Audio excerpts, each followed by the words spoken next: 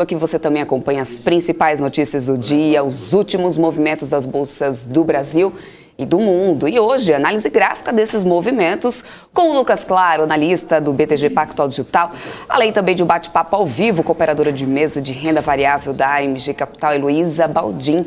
Mas antes, deixa eu dar boa tarde para o pessoal que está aqui no chat. Deixa eu ver quem que está aqui agora, que estava acompanhando a gente desde... Eu já estou vendo que está todo mundo rindo aqui. Eu quero, ó, eu não sei não, hein? Ó, Sandro Figueiredo, baixinha retada. Gostei, Sandra, exatamente isso, baixinha retada. Rui das Neves, cada dia mais cuti-cuti. Obrigada, Rui. Obrigada. Eu brinco às vezes que eu sou uma versão pocket, portátil, né? Então, mas vamos lá, Ricardo. O cara é bom de nada. Olha o Top News chegando na área, o seu Rafael Lara, que está aqui, já está posicionando ali. Estou só esperando o Gabriel também, já está prontinho aqui para a gente dar um oi para todos vocês junto. O Jonathan Almeida, que está aqui. Sanepar Privatização já. Sanepar Privatização, olha isso. Robson Araújo, boa tarde para você também. Robson, Felipe Luves, olha só. Gente, daqui a pouquinho o Lucas vai estar aqui lá do BTG. Eu sei que o Lucas é, inclusive, ele que tem aí um dos maiores fã-clubes aqui do Condado, da Faria Limer, né, o Rafa? Então, assim, eu sei que esse chat bomba quando o Lucas está por aqui, então já tô antecipando para vocês que ele daqui a pouco vai estar aqui ao vivo com a gente para poder fazer análise gráfica, então vocês já vão aí fazendo o pedido de vocês, né, aproveitem essa oportunidade, porque enquanto isso a gente segue por aqui, a gente vai com o nosso giro de notícias, mas deixa eu dar boa tarde para esses garotos que ficam aqui comigo toda tarde fazendo esse fechamento do mercado, o senhor Rafael Lara e Gabriel Monteiro, e dessa vez eu não errei. Tudo bom, Débora? Tudo bom, Gabriel? Bom, boa tarde para vocês e para todo mundo ligado aqui no BMC Top News. Eu adoro. Esse aqui é um dos programas que eu mais gosto de fazer, eu explico por quê. Porque a gente chega aqui, né, para quem não sabe, né, é uma correria danada pra gente colocar um programa no ar. E tem muitos programas aqui na casa. Então você fica meio tenso, fica meio sério, você já fica meio, como é que eu vou estar agora? Como é que será que as coisas vão andar? Aí eu sento aqui, vem Cabral fazendo brincadeira com Débora, Débora mostrando ali toda a sua altura aí na frente do telão, no mapa de calor ali, na hora que...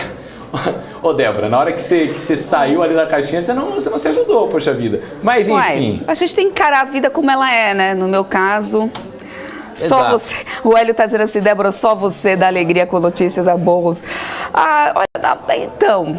Eu até tento, viu? Hoje tá difícil, hoje tá meio difícil mesmo aí. Mas, aliás, Débora, tá difícil assim, dependendo da sua estratégia aí, claro, guardada para cada investidor. Eu sei que o Rui das Neves gosta muito quando esse mapa de calor aqui atrás tá todo vermelhinho aqui, né? A Juliana tá perguntando aqui, Débora, e ontem teve chopp? Juliana, eu fiz um acordo aqui com esses meninos pra gente deixar esse chopp pra amanhã. Né? mas Dia de semana, a gente vai guardar crédito na academia para o chopp, né?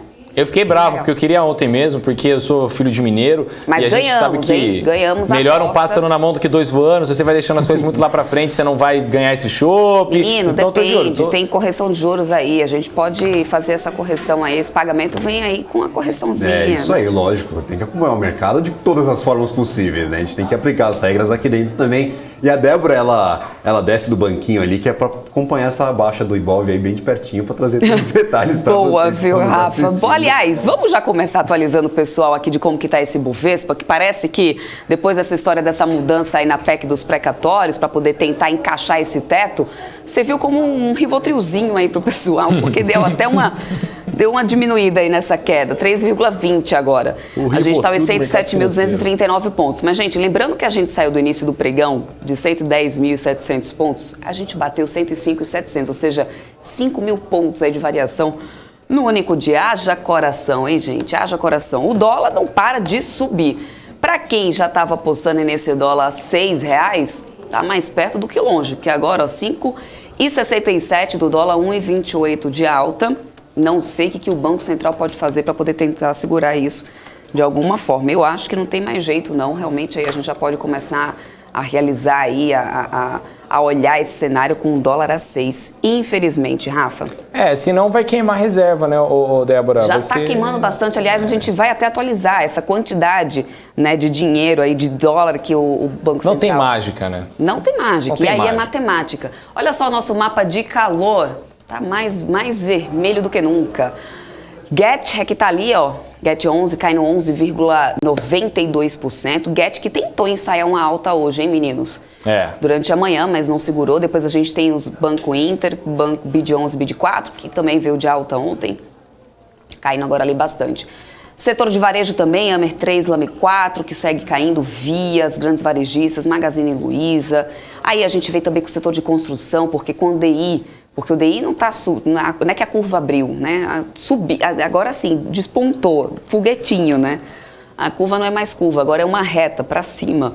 E aí, com o DI subindo, a gente sabe que o setor também de construção acaba sendo bastante impactado, juros mais altos lá na frente. Aí tem todo o setor de construção que vai subindo, que vai caindo aqui, subindo, imagina. Subindo, aliás, mais cedo disseram isso aqui no chat, viu, Rafa? O quê? Subindo somente a audiência da BMC, então a gente já poderia começar a comprar a audiência da BMC. E criptomoeda também. Criptomoeda também, inclusive queria mandar um abraço aí para todo mundo que assistiu ontem o Crypto News. Foi um dos Crypto News mais divertidos de fazer com a grande Tata Saeter aí. Foi sensacional o programa ontem, né? A gente falou sobre o recorde do Bitcoin, né? Sobre as Gamecoins, sobre as fan tokens aí do grande professor Alexandre Cabral, né? Que é torcedor do Flamengo, enfim. E semana que vem ainda tá de pé, hein? Eu tô tentando fazer Alexandre Cabral vir ao Crypto News e fazer todas as perguntas que ele tiver na cabeça, porque ele falou que toda vez que ele vai tentar aprender sobre criptomoeda, ele sai mais burro. Então a gente vai tentar fazer aí com que ele realmente agora entenda esse mundo maravilhoso digital. Ô, Débora, mas GetNet, né? Voltando ao assunto, Get11 estava bastante esticado, né? A gente viu no IPO mesmo ela esticando, depois no segundo dia, a gente ficou naquela dúvida de será que o IPO foi precificado de maneira correta? Porque ele estava toda hora disparando há 2, 3 dias. E aí, depois no quarto dia, ele realmente tomou um baque aí, né? E hoje a gente está aí vendo... Tanto que agora está caindo mais de 20% ali, viu, Rafa? Está caindo bastante. Bom, no setor de siderurgia e mineração, também é importante lembrar que a gente teve uma despencada e o minério de ferro caiu bastante lá no Porto de Qingdao e também em Dalian. Os contratos futuros lá de Dalian chegaram aí lá na China quase 9% de queda. Aí lá no Porto de Qingdao mais 5% de queda, ou seja, com certeza isso aí já era um sinal negativo para o nosso Ibovespa aqui. É claro que essa toda crise aí da Evergrande conta bastante com isso. A gente vai trazer mais notícias sobre esse primeiro dia, né, de retorno das negociações da Evergrande aí lá na Bolsa de Hong Kong, que não foi lá tão positivo. Então vamos começar logo o nosso giro de notícia por aqui, meninos. Começar falando aí sobre a Embraer, que entregou o primeiro Praetor 500 lá no Canadá. E quem sabe mais detalhes sobre isso é o seu Rafael Lara. Conta pra gente, Rafa. Débora, já que a gente não vai pegar o aeroporto para ir para Disney, vamos falar então de empresa aérea, né? O primeiro Praetor da Embraer foi entregue à Air Sprint Private Aviation, uma empresa canadense de propriedade compartilhada de aeronaves. No início deste ano, a companhia tinha convertido 2 Legacy 450 em Praetor 500 e com isso, agora a Air Sprint terá 3 Praetor 500 em sua frota, o que vai somar ali um total de 9 jatos Embraer em toda ali a sua frota de aviões. De acordo com as informações da Embraer, o Praetor 500 tem o maior e mais impressionante alcance da categoria, com capacidade de voar 3.340 milhas náuticas, o que dá equivalente aí a 6.186 quilômetros sem escalas, além de um desempenho em pista inigualável em condições de neve e chuva. Eu sou um grande fã de aeronaves. Você gosta desse assunto, Débora? Opa, bastante. Aliás, eu fiquei bem feliz quando as companhias estavam todas anunciando aí esse investimento, né, naqueles táxis aéreo, né, muito realizada, né? A gente consegue pegar Uber na terra, Débora? A gente passa aqui 40 minutos esperando, aqui tá cheio de matéria disso, inclusive a Uber, né, tentou aí dar o Uber prioridade, aí você paga mais para ter um Uber. Você acha que a gente vai voar agora? Poxa vida. Com o valor desse Uber, eu quero ver quando vai chegar os carros voadores, né? Vamos ver para quanto que vai esse Uber com carro voador. Mas o que eu fiquei muito feliz é que eu posso ver então um sonho de criança ser realizado. Você lembra daquela? Vocês não Jetsons. Exatamente isso, Jetsons. Lógico. Gente, eu vou viver para ver a era do Jetsons. Isso já me deixou imensamente feliz. Bom, Embraer agora aqui, eu abri o gráfico para a gente dar uma olhadinha no papel da companhia. Embraer está caindo 2,07%, mas também com a queda que a gente está tendo hoje na Bolsa, difícil algum papel. Aliás, acho que nenhum agora está subindo por enquanto. Se a gente olhar de março para cá, no entanto, apesar dessa queda de hoje, o gráfico de Embraer sobe e vem valorizando. O papel vem, né, sustentando aqui muito mais para uma guinada do que queda de qualquer maneira. É um papel que vem ganhando valor desde março, saiu de março aqui da casa dos R$11 para R$24,14. A Embraer, que inclusive recentemente falou sobre uma encomenda de mais de 100 jatos aí particulares que tem para poder ser entregue no ano que vem. Enfim, então a gente vai continuar acompanhando aqui as notícias para poder trazer para vocês. Vamos falar agora da resseguradora IRB, que registrou um lucro líquido aí de cerca de 85 milhões de reais em agosto. Será que agora a IRB decola, Gabriel? É dia Um dia feliz para pro Barça. Vamos ver aí, né? O Débora pode decolar. Não tô falando que não vai decolar, gente. Tem um pessoal aí que gosta bastante de IB, tá sempre é como o Oi, né? Ame o no nosso chat. Pode decolar, mas ainda não vai ser hoje com essa queda aí generalizada na Bolsa Brasileira. Fato é que sim, a companhia teve lucro líquido aí de 84,8 milhões no mês de agosto. Esse resultado teve impacto positivo aí de mais de 129 milhões de reais por causa do registro de ganho de uma ação judicial referente ao PIS/PASEP. Mas no acumulado entre janeiro e agosto, a empresa teve prejuízo de 168,9 milhões de reais em relação a perdas de 734 milhões no mesmo período de 2020. Também no mês de agosto, o IRB teve alta de 7,6% na emissão de prêmios na comparação com o mesmo mês do ano passado. Enquanto aí no acumulado houve a redução de 11,4%. Só lembrando, Débora, que os resultados do terceiro trimestre da empresa serão divulgados no dia 11 de novembro e lá no nosso site, no bmcnews.com.br, você pode acompanhar todo o calendário aí completinho, com todas as datas de divulgações de resultados dessa temporada, que começa amanhã, inclusive, hein, Débora? Pois é, então vai lá no nosso site, bmcnews.com.br, bmc.news, bmc.news é o nosso Instagram, tá, gente? Se você não segue, então já vai lá, também segue. Lá no nosso portal www.bmcnews.com.br você tem todo o calendário bonitinho dessa temporada de balanço. Mas vamos agora às notícias internacionais, porque hoje os mercados lá fora também foram impactados pelo pessimismo em relação à gigante chinesa Evergrande, que voltou a ser negociada as ações na Bolsa de Valores lá de Hong Kong, mas teve uma queda bem expressiva no dia. Lembrando que essa foi uma suspensão de quase 3 semanas nessas negociações do papel, após informações sobre o fracasso da venda da unidade de serviços de propriedades. Só que a empresa ainda conseguiu garantir uma prorrogação de um título inadimplente. Então vamos agora aos Estados Unidos com a Giovanna Locatelli, que ela vai trazer mais detalhes para a gente sobre a Evergrande. A Evergrande ganhou uma extensão de 3 meses para o pagamento do título com vencimento de 260 milhões de dólares emitidos pela Joint Venture Jumbo Fortune Enterprises, depois que apresentou uma garantia extra de pagamento deste título. O presidente da Evergrande, Rui Caian, concordou em injetar patrimônio pessoal em um projeto imobiliário ligado a este título para garantir que os seus credores recebam suas dívidas.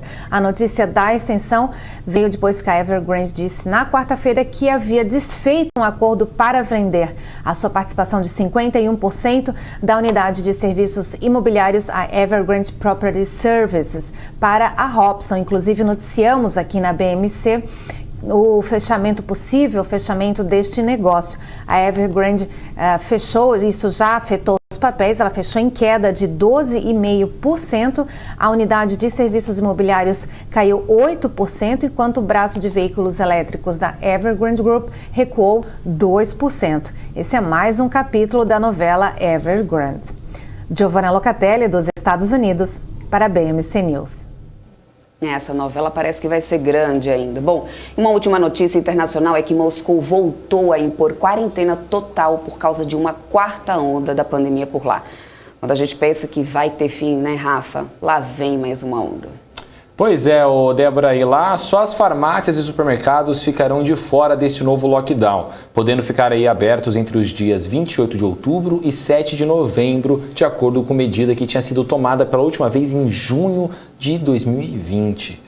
Essas restrições também serão aplicadas na região mais ampla de Moscou, mas a presidente da Câmara Alta do Parlamento russo e aliada próxima de Putin, Valentina Matvienko, disse que outra quarentena nacional seria desaconselhável. Então a gente aí, né, espera que todo mundo se vacine para a gente sair logo dessa desgraça, né, Débora? É, exatamente isso. Bom, você que acompanha aqui a nossa programação, também tem acompanhado aí esse movimento de alta do dólar, que mesmo com intervenções do Banco Central, né, que já injetou 4 bilhões de dólares no mercado em 2 semanas para tentar conter o avanço rápido, né, do dólar, mas parece que isso não está adiantando lá muita coisa, né, Gabriel?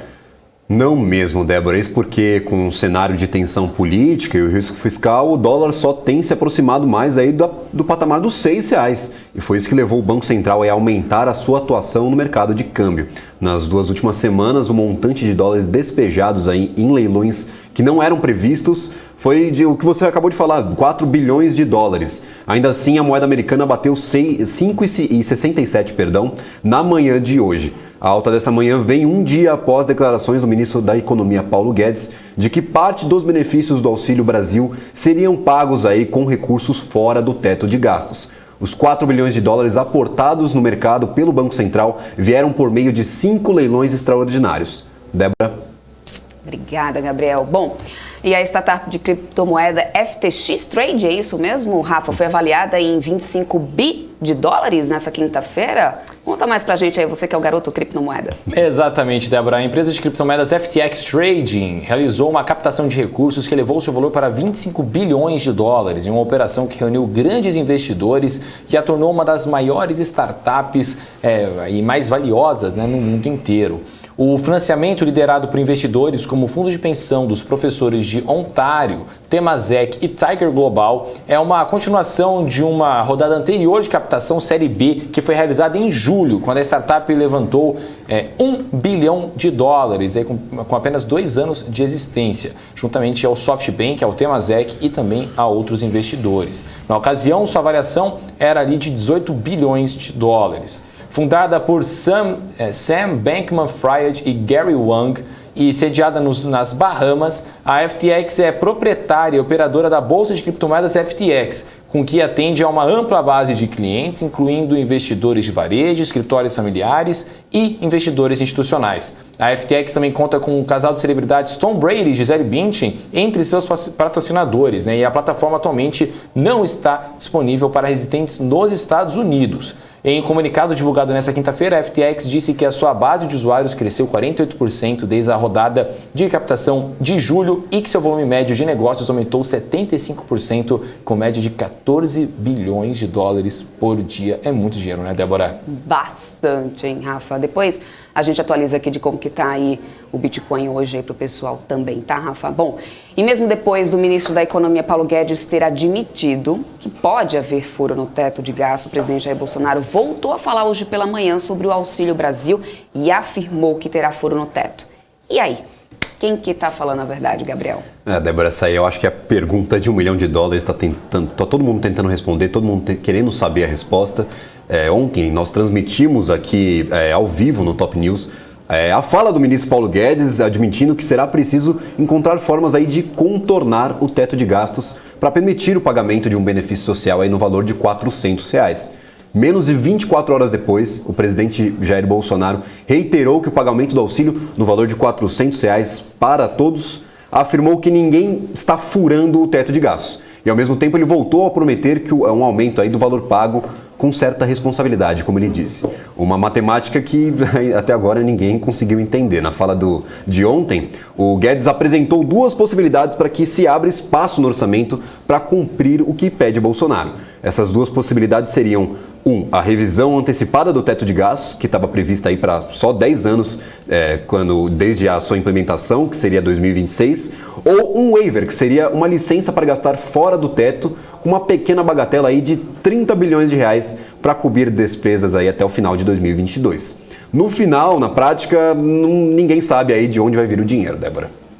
Pois é, e aí não parou por aí, viu, Gabriel? O presidente Jair Bolsonaro participou durante essa tarde da cerimônia de inauguração do ramal leste do Agreste, em Sertânia, Pernambuco, onde voltou a repetir o mesmo discurso de mais cedo, né, que a gente agora acabou de explicar, que o Gabriel falou para vocês, de que o Brasil terá sim esse auxílio de R$400 para todos. Só que além disso, o presidente também anunciou um outro tipo de ajuda, só que dessa vez para os caminhoneiros autônomos. Vamos ouvir a declaração do presidente. Nós vamos atender aos caminhoneiros autônomos.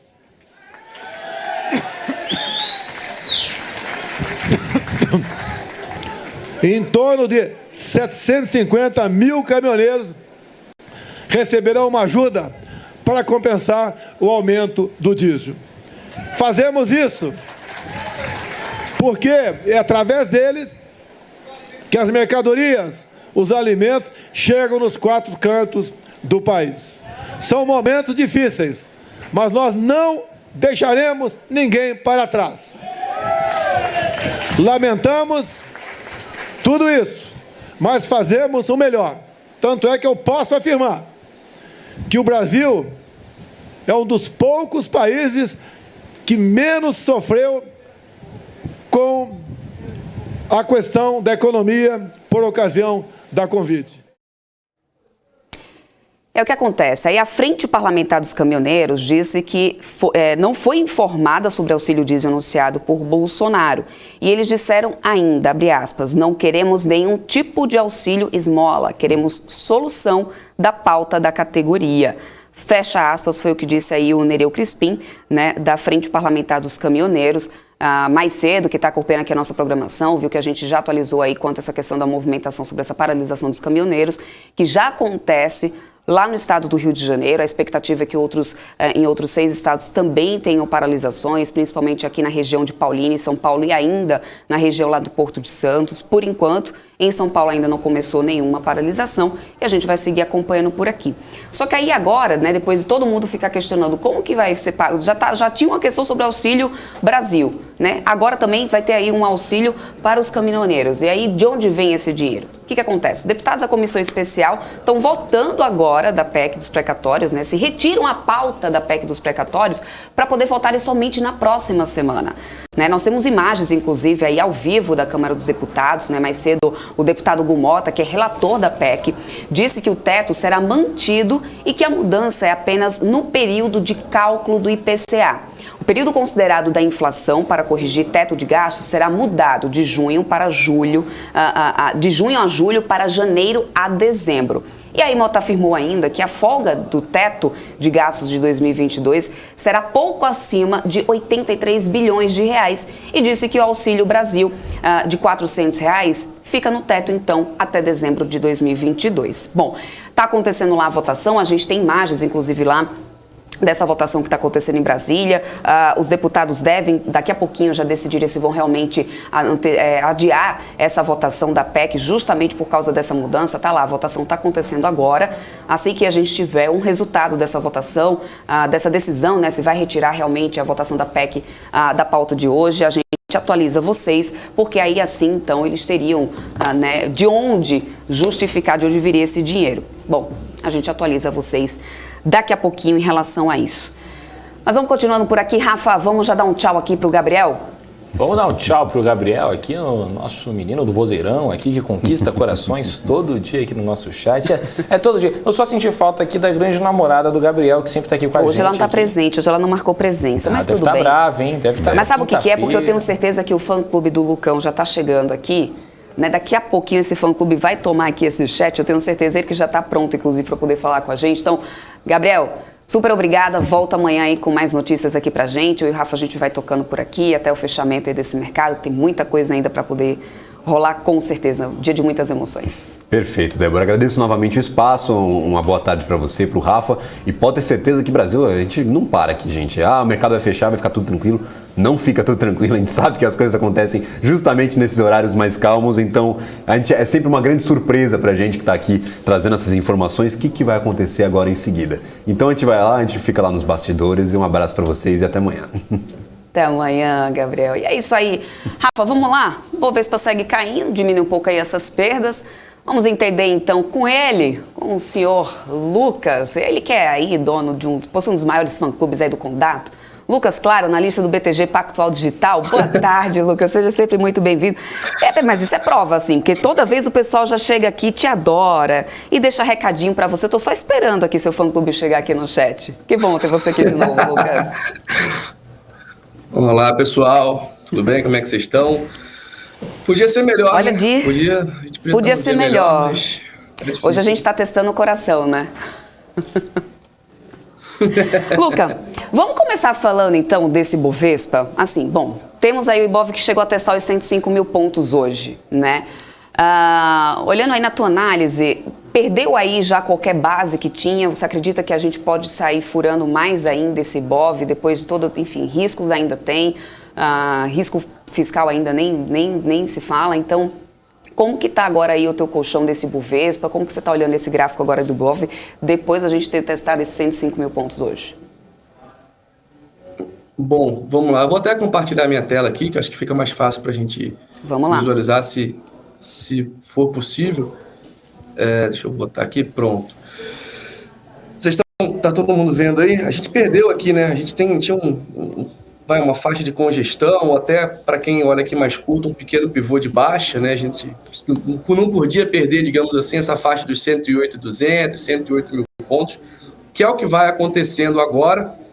E aí, se a gente projeta esse pivôzinho de baixa aqui, até o mais curto, peguei aqui o movimento mais curto, a gente está olhando ali 101 mil pontos. Eu até brinquei hoje, uma brincadeira triste para a gente que acompanha a Bolsa aí todo dia, que trabalha com renda variável, né? Aqui do lado de onde eu fica a nossa mesa de renda fixa.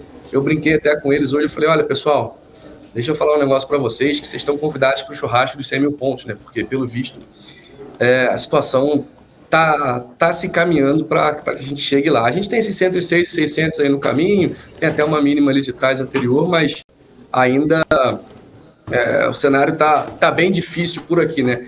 Por outro lado, quando a gente olha lá para fora, a gente vê que o S&P, acabei de receber aqui, estava ali, né, um olho no peixe e outro no gato. O S&P acabou de renovar a máxima, né? Então a gente descolando lá de fora, uma situação bem difícil.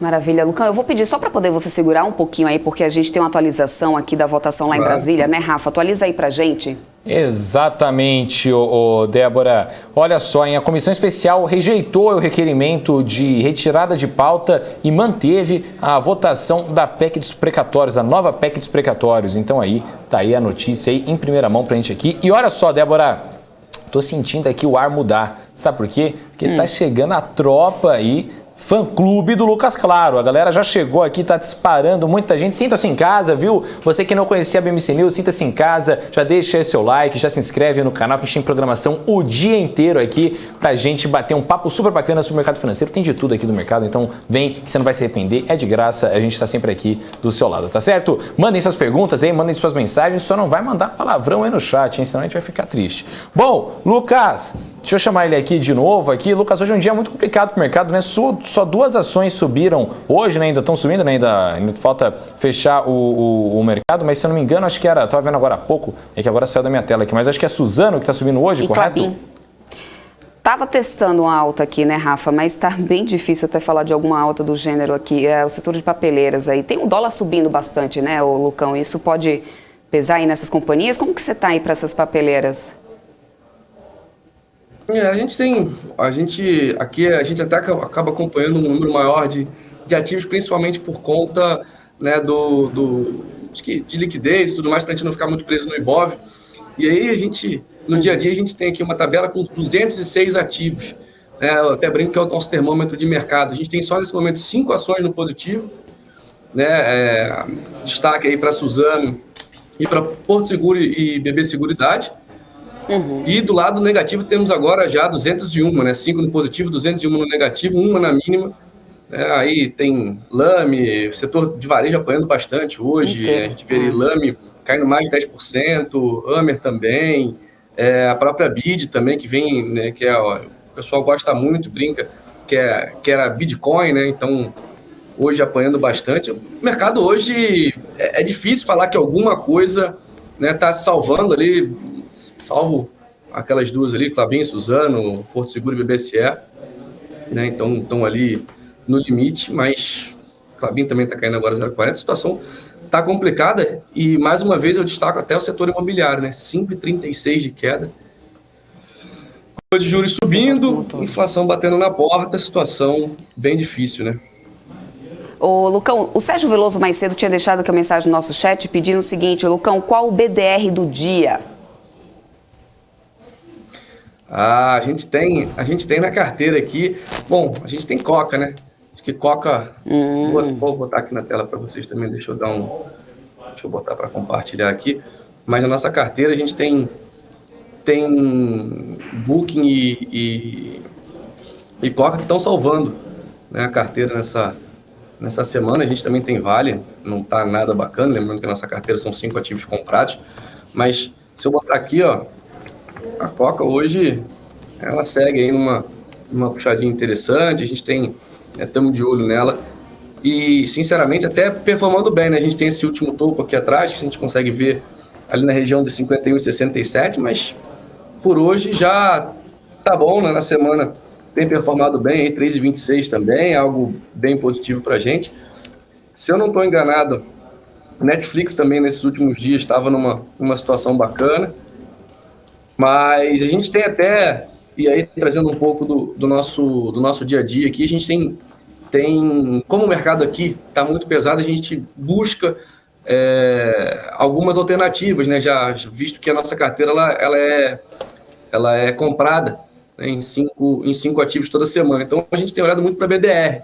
Acho que essa é uma boa oportunidade para quem gosta de manter ativos na carteira, né? Não, lembrando que no mercado a gente consegue operar vendido também em momentos de queda, para ter dinheiro, para ganhar dinheiro.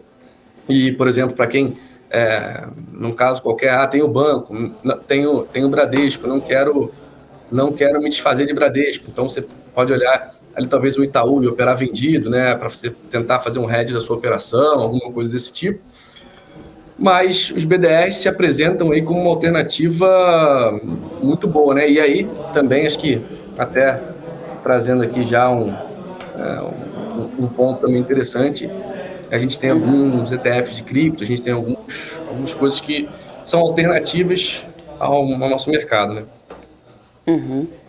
Ô, Lucão, você falou da Vale aí, inclusive, até abri aqui o papel gráfico para a gente dar uma olhadinha. Vale que agora está caindo 3%, o minério de ferro também deu uma derretida boa lá na China hoje, né? O papel agora está R$ 74,09 aqui, pelo nosso telão da Nelógica, aqui pelo Profit Pro, a gente consegue acompanhar aqui em tempo real como que está esse papel. Mas a minha pergunta para você é: menos que R$70, você acredita que esse papel vai? Porque vai descendo, né? Vai descendo. E a gente não está vendo nenhuma melhora. Pelo contrário, o Evergrande vem pesando cada vez mais. Você acha que Vale perde essa base dos 70? Bom ponto, assim, acho que sim, né? É até ruim pra gente, quando a gente olha, a gente estava falando que a gente está numa zona de suporte a gente está muito próximo de uma zona de suporte, a gente está próximo dessas últimas mínimas ali, vai em R$74, R$73,90, segurando nessa faixa. Tomara, pelo menos ao longo do pregão de hoje, a gente conseguiu se segurar, então ficar de olho, a gente tem um volume financeiro até aquém da média, né? Beleza, a gente tem mais aí alguns minutinhos, e o after, mas no final das contas, acho que a gente ainda vai ficar abaixo dessa média. Mas me preocupa toda essa questão do minério, né? A gente viu o minério saindo de praticamente $100, batendo a região dos 234, foi isso? Não estou enganado, 233. Bom, acima de $200 a tonelada. Já voltamos, há algumas semanas atrás, voltou para baixo dos $100 e agora está ali, né? Briga, vai um pouquinho para cima, um pouquinho para baixo. E está bem volátil ao longo desses últimos dias, muito por conta da tomada de decisão da China de fechar as fábricas de aço ali para diminuir a poluição, visto que vai ter a questão dos jogos de inverno, tem algumas outras situações também de preocupação em relação ao crescimento mundial, a própria China apresentando dados ali abaixo da expectativa do mercado. Então, me preocupa sim a Vale, apesar de que esse fechamento de hoje, aí, se a gente conseguir segurar acima de 74, 73,90, pode ser digamos assim, o ponto onde a gente vai começar a fazer um fundo. Se vai ser aqui ou não vai, a gente só vai saber ao longo dos próximos pregões. Mas o formato desse candle e a forma como ele se recuperou, principalmente aí ao longo, passando mais ou menos ali por 2 da tarde, 3 da tarde, começa a dar alguma esperança que a gente tenha uma recuperação ao longo dos próximos dias. Show de bola. Ô Lucas, novamente seja muito bem-vindo aqui ao Top News. Aqui. Ô Lucas, queria falar com você um pouco sobre o dólar, né? O dólar aí que vai não vai, nem tinha até o professor Alexandre Cabral aqui, né? Que fala sempre que o Banco Central tá tapando sol com a peneira, né? Fazendo esse swap aí que parece... Enxugando gelo, né? Enxugando gelo, né? Vai indo, mas parece que o dólar vai desenfreado. Você está enxergando esse dólar a R$6 até o fim do ano aí, até o ano que vem? Ou você acha que realmente vai dar uma brecada aí, vai dar para segurar o dólar aí nos próximos meses aí? Boa. Do lado do coração a gente fica muito triste, né? Porque adoro a Disney, queria muito viajar, as coisas, vai tirar a restrição. Ah, agora, vamos juntos. Vamos juntos, viu, A Lucas? gente Vamos tá um tempo vamos aqui, fazer uma Lucão, transmissão de pensando lá. nisso. Tá fechado. Vamos. A gente fala todo dia Fechou. disso, viu? A gente fala todo Fechou. dia disso. Eu, a Débora, quem a gente fala? Eu pergunto pra Débora, hoje é dia da gente ir pra Disney? E aí ela fala, não, Rafa, hoje não é dia da gente ir pra Disney. Eu falo, poxa vida, Débora. Então, assim, é muito triste, entendeu? Mas vamos juntos, Lucas, não tem nenhum problema, não. A gente faz o fechamento Show de do bola, mercado de tá lá, fechado. ao vivo. Tá combinado. Já Com conta com Mickey. esse pessoal aqui na... Fechou. Mas conta aí pra gente, Lucão, onde que você tá vendo esse dólar agora dessa vez, hein? A gente sabe que nesses momentos assim de disparada do dólar também surgem algumas análises mirabolantes, né? Dólar a 7 e lá se vai. Então, e aí? Na sua opinião, aí, olhando aí pro gráfico, o que você tá... Qual a tua opinião? Acho que nem céu... Bom, céu tá difícil, né? O inferno tá mais próximo aí pra gente, mas acho que R$7 é demais, botar... que tentar acertar, né? Que nem como o pessoal falava lá atrás, quando a bolsa estava subindo, já falava de bolsa de 300 mil pontos. É aquele negócio, quem acerta vira o guru, quem erra é esquecido. Mas acho que a gente olhando ali atrás, a gente vê a faixa dos 5,90 como um ponto bem razoável, né? É claro que eu não quero que chegue nos 5,90. Sinceramente, por mim, podia parar por aí, 5,50 já estava caro demais, 5,30 estava muito caro, 5,20 a gente queria ver o dólar abaixo ali. Muita gente chegou até a falar no início do ano de dólar a 4,50, 4,70. Quem me dera fosse se a gente estivesse discutindo isso agora. Mas eu acho que até é um ponto razoável quando a gente olha para o dólar aí, essa região dos 5,90. Já foi testado lá atrás, né? Não vamos esquecer, a gente está falando aí de uma projeção de um movimento do início da metade de agosto, olhando ali o topo de agosto, a gente rompe esse topo, a gente projeta o movimento ali em torno de 5,89, 5,90, o que dá aquele pico ali de março, né? Mais ou menos aí. Aí se você olhar lá para trás também, na região de novembro do ano passado, é claro, a gente está falando aqui de um gráfico ajustado e tudo mais, mas no final das contas é uma região em que, quando a gente olha graficamente falando, já foi testada, inclusive algumas vezes já foi superada, e se a gente olhar para alguns meses atrás, né, não vamos esquecer que a gente quase chegou nos R$6. Então, não seria nenhuma novidade para a gente, e pelo visto, como as coisas estão indo aqui, né, a gente olha para o macro. O macro tem um futuro, digamos assim, tapering, um crescimento da China sendo colocado em xeque ali, né? Claro que queria muito que a gente estivesse crescendo, que a China está crescendo, mas está desacelerando. E também a questão ali dos Estados Unidos, então alguns pontos para a gente ficar de olho. E por aqui a gente acaba que tinha-se uma expectativa muito grande com as reformas. Lá no início do ano a gente viu uma velocidade muito grande a agenda sendo acelerada até, e aí desacelerou bastante agora. Tem essa questão do fura-teto, no furo, o mercado falou em fiscal, o mercado já levanta as orelhas, já fica logo preocupado. E dessa vez não foi diferente. Ontem a gente viu, né, vocês já até comentaram quando a gente estava aqui esperando para entrar, a gente viu o Paulo Guedes falando, a gente viu a questão do presidente. Então tem essa incerteza por parte do mercado. Incerteza no mercado, o pessoal corre para o dólar para se defender, para ver o que vai acontecer. Não quer pagar para ver o que vai acontecer, né? Defende, depois entende aquilo que a gente sempre fala aqui para o pessoal que acompanha a gente também. Maravilha. Lucão, um outro papel aqui que teve uma aquisição hoje aí, uma grande aquisição hoje, não, na verdade ontem a B3 confirmou uma grande aquisição, a maior da companhia até agora, e hoje pela manhã estavam pedindo para poder a gente falar sobre o papel, inclusive. Você acredita que com essa aquisição aí da B3, olhando para o gráfico, você acha que isso agora pode gerar sinergias para dar força aí para esse gráfico subir, recuperar o valor que a gente estava vendo de B3 logo lá no início do ano? Como que está a tua visão para B3? Olha, a gente gosta de B3, inclusive é um dos ativos, né, que a gente colocou na carteira. Essa semana relativamente performa bem, a gente não pode olhar olhando para B3 na semana caindo 0,99, 0,91, para a gente estar, digamos assim, dada a performance do Ibov, né, que cai aí 6% na semana, tá de bom tamanho, né? B3, ela tava, eu gosto muito do ativo, né? A gente gosta muito do ativo aqui, tanto pela parte de fundamento quanto pela parte técnica aqui no banco, mas ela vem aí numa numa tendência de baixo, digamos assim, pelo semanal, principalmente, né? O diário até que tenta alguma puxadinha, mas o fluxo vendedor vem bem forte. Paramos aí no início do mês, né? No final de setembro, início do mês de outubro, a gente parou, começou a mostrar um pouco mais de força. Me parece ser um movimento interessante, tá? A gente teria espaço desse momento, por exemplo, para buscar a faixa. A gente está negociando aí a 13,22 agora. Acho que nos próximos dias a gente pode ver B3 se aproximando da congestão anterior ali de agosto, de setembro, né, até testando a faixa dos 14,40, 14,30.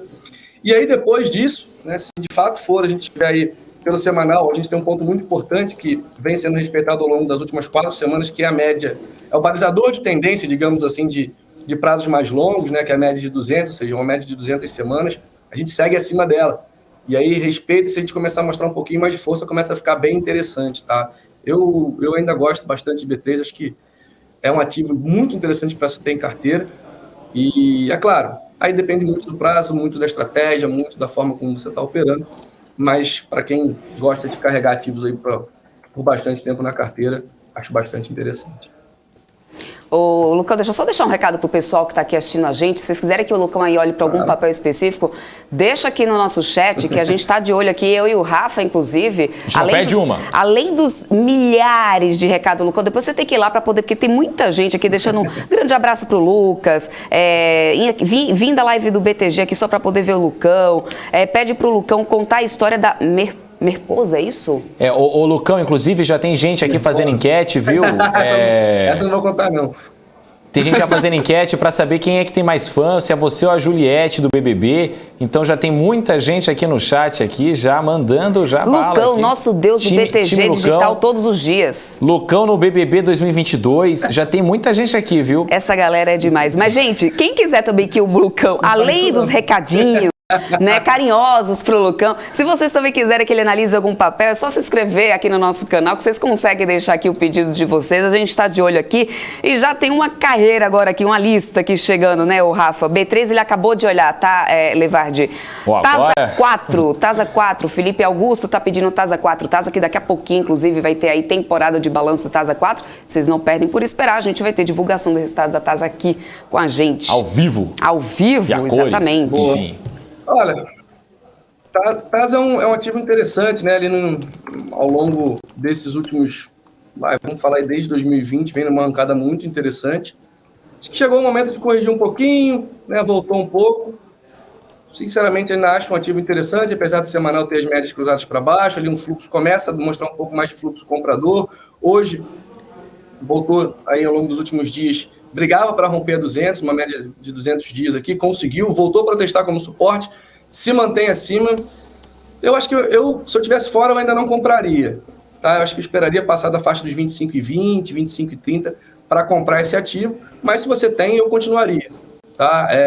Até porque, geralmente a gente não... Né? A gente está falando do pessoal que está nos últimos dias aqui, pegou numa alta interessante. Para quem está desde lá de trás, então, nem se fala, né? Acho que vou pegar aqui do topo aí das últimas semanas, a gente está falando aqui de uma queda de 20% se você pegar da máxima ali, né? 21% mais ou menos até o momento. Então, se você já aceitou, eu até brinco com o pessoal, fala que se você já aceitou mais de 30%, chegou aqui a cair 34%, um pouquinho mais de 33%, da máxima até a mínima desse último período aqui, falando de julho até agora. Se você já aceitou, né, 30% de prejuízo, agora não é hora de sair ainda, agora é hora de ficar, de esperar um pouquinho. Vai ajustando seu stop, aproveita que melhorou um pouco a situação, mas não sairia agora de Tasa, não. Tá ficando interessante. Dá para deixar no radar aí, hein? Ô Lucas, logo após aqui veio o Arthur Pimenta aqui perguntando para você sobre BBDC4, Bradesco. Se você puder analisar para a gente, compartilhar a tela aí, por favor, para a galera ver seu desenho aí. Claro, vou compartilhar a tela. Claro, vamos botar aqui. Acho que é esse aqui. Deixa eu só ver se... Me dá só um segundo. Até 2, fica tranquilo. Enquanto isso, a gente vai mandando aqui um abraço pro pessoal do chat aqui, o Vinícius Portela, o Sandro Figueiredo, o Sandro Constantini, a Rosana, o Kendo Vermelho, falando que o manobrista da Ferrari do Saravalli mandou um abraço pro Lucas. Ele tá sempre na live com a gente. Bom, deixa eu botar aqui Bradescão. Você sabe que já pode botar o Saravali e o Otto, eles já podem fazer um par aí, já podem ficar andando aqui pela Faria Lima de Ferrari, né? O Otinho miniatura, e o Saravali Eu brinquei com uma. Você sabe que o Saravali. Não, o Saravali realmente tem, né? Você não sabia? O Saravali tem. A gente chama ele de Bruce Wayne da BMC. Ele vem com o seu Batmóvel aqui, chega aqui. Então. Aí o Alex André é o Robin dele, no caso, né? Que aparece aqui na BMC, aqui na programação. Enfim, Lucas, manda bala aí pra gente. Boa. Cara, os bancos são ativos que eu acho que dá pra começar a olhar com um pouquinho mais de carinho. Por que eu tô falando isso? A gente sabe que, aí falando até pela parte de fundamento, chama um pouco mais de atenção, né? Aumento na taxa de juros, isso torna mais atrativo o cenário um pouco para os bancos. E aí, né, a gente vê que até no semanal, a gente vê que os bancos já estão fazendo um fundo, o Bradesco estão tentando fazer um fundo, ainda tem alguns desafios pelo caminho, a 200 aí no caminho, a gente ainda tem esse stop a terra aqui, vendedor, médias cruzadas para baixo, mas o diário já está diferente, né? O stop a terra já é comprador, as médias estão cruzadas para cima, apesar da gente ainda ter essa briga, digamos assim, né, para sair desse fundo, para acelerar, mas eu gosto, tá? O setor financeiro me chama bastante atenção, até já aproveitando aqui o gancho, né, falando de Itaú também, a gente vê que o Itaú no diário já puxou também, então, cara, por mais que o IFNC ainda esteja bem lateralizado, né, acho que dá para começar a ficar de olho, assim, principalmente nos bancos mais tradicionais, tá? Show de bola, então. Muita gente aqui no chat rindo da piada do... Lucão todo serelepe pimpão. O Rafael Padilha está dizendo aqui. Setor de bancos aí caindo bastante. Aí tem o pessoal pedindo também para poder dar uma olhada aqui no setor de energia elétrica, né? Que eu estava dando uma olhadinha aqui. Vamos, deixa eu só trazer aqui para poder a gente... O Manafix, eu acho que pediu. AES Eletropaulo, não? AES, nesse momento, inclusive, a AES está caindo 1,94%. Desse setor de energia elétrica, lembrando que, né, a gente tem chuvas aí, né, retomando. Que não vem, né? Na verdade, estão começando, né? Até disseram já aí que alguns reservatórios estão recuperando. Eu não sei, eu prefiro... Eu que vim ainda mais no Nordeste, estou acostumado com esse negócio de seca. Mas vamos lá, desse setor aí, além da AES, Lucão, tem algum outro aí que você acredita que ainda não precificou chuvas e possa ser uma oportunidade interessante? Olha, para ser bem sincero, CEMIG, eu tenho visto CEMIG já há algum tempo, né, ela veio nessa arrancada aqui interessante. Alguns outros ativos que a gente gosta, né, a própria TRPL ainda está... Aí, eu acho que é muito questão de tipo de estratégia, né? Lembrando que esse setor, ele tem aí dependendo, principalmente as empresas ali, tem contratos mais longos, ou seja, são mais, digamos assim, são mais previsíveis em relação aos seus contratos, em relação ao pagamento de dividendos, em relação à sua performance. Algumas, acho que aí a gente vai ter que olhar para o caso das geradoras, né, tem toda essa questão de falta de água, e aí você tem questão de contrato que vai, né, elas são contratadas para gerar energia, e aí se não vai por exemplo, por um caminho, tem que ir por outro, né, e aumenta o custo de energia para elas e tudo mais. As transmissoras que, por exemplo, são pouco impactadas, né, que geralmente a gente olha para a transmissora, ela é contratada literalmente para transmitir, ou seja, se ela não passar, se não transmitir nada, ou se transmitir tudo que foi contratado, ela é paga da mesma forma. Então, você tem distribuidoras também na outra ponta. Então, depende muito ali de que lado ou de que, digamos assim, de que nicho você quer estar dentro desse setor. Mas tem algumas que eu gosto bastante, essa que me chama muito a atenção, tá? Historicamente falando, Equatorial, apesar de no diário aqui ela não está muito bacana, a gente já vê ela bem parada nos últimos meses, né? Praticamente esse ano inteiro. No ano ela performa 5,11 de alta, não está ruim não, né? Mas a gente vê que historicamente, olha como a Equatorial, ela performa bem, né? Eu gosto bastante aí da empresa, tanto pela parte fundamentalista aí, quanto pela parte de análise técnica, principalmente quando a gente olha para prazos mais longos. Para prazo mais curto, acho que é hora de tomar um pouco mais de cuidado. Tem alguns ativos que estão um pouquinho mais interessantes, o papel é um também. Então, tem alguns ativos aí que a gente gosta. Mas o setor tá bem difícil aqui, ó, o IEX aqui, a gente consegue enxergar o IEX ali bem travado também, né? O Sandro Figueiredo está dizendo assim, inclusive. Hoje está difícil. O Sandro está dizendo o seguinte: tem lugares em Minas que choveu mais do que a média mensal. Então vamos ficar de olho nisso daí. O André Santos está dizendo o seguinte: IRB mostrou lucros, mas está caindo. Fala sobre ela. O André Santos está pedindo para falar. IRB é daquela, eu digo que é daquela legião dos papéis que ame ou odeie, né? Como a Oi também. Aliás, faz quantas horas você não fala de IRB, Lucão? Poucas, hein? IRB, Oi, Cogna, o que mais? Segundo o professor Cabral, é o comboio do pó. Esse é o trio. Que isso. Ai, não é pra tanto. Bom, mas IRB tá até razoável, né? A gente se segurou aqui nessa faixa de 4,75, parecia que ia perder, né? Quando veio nessa primeira queda aqui, segurou, depois tentou de novo, segurou, começa a mostrar um pouquinho mais de força. A gente sabe que tem aí um grande acionista, né, falando super bem do ativo, e que faz preço, né? Um cara extremamente influente, que é o Barsi. Então. Achei que ele ia ficar de segredo agora aqui, de um grande acionista, bilionário, que tem aí uma legião de fãs, mestre nos dividendos, um dos maiores acionistas do Brasil. Eu fiquei, Não precisa, né? Ele mesmo aí já né, por exemplo, aqui no Invest Talks que a gente fez, ele falou, em alguns outros lugares onde ele já viu. A gente acompanha aí, a gente que vive o mercado, né, praticamente respira o mercado. A gente tem que ficar de olho nesses grandes investidores e referências para a gente. Ele é uma grande referência, né? Apesar de ser um modelo totalmente diferente da forma que a gente opera, mas tem que ficar de olho, né? Tem que admiro bastante, então sempre que possível, ele e outras grandes figuras a gente tá de olho. Mas eu, graficamente falando, acho que, cara, a minha questão sempre, o que eu sempre penso é o seguinte, né? Antes de eu entrar em qualquer ativo, por mais interessante que ele me possa parecer, eu tenho que olhar o risco-retorno. Em IRB aqui, se eu entro agora em IRB, o meu stop fica aqui, vai 8%. E aí a gente está falando de um primeiro objetivo em 7%, um segundo objetivo em torno ali de 13%, 14%, e aí um pouco mais acima aqui, né, em 16%, e aí por aí vai, a gente vai carregando a posição.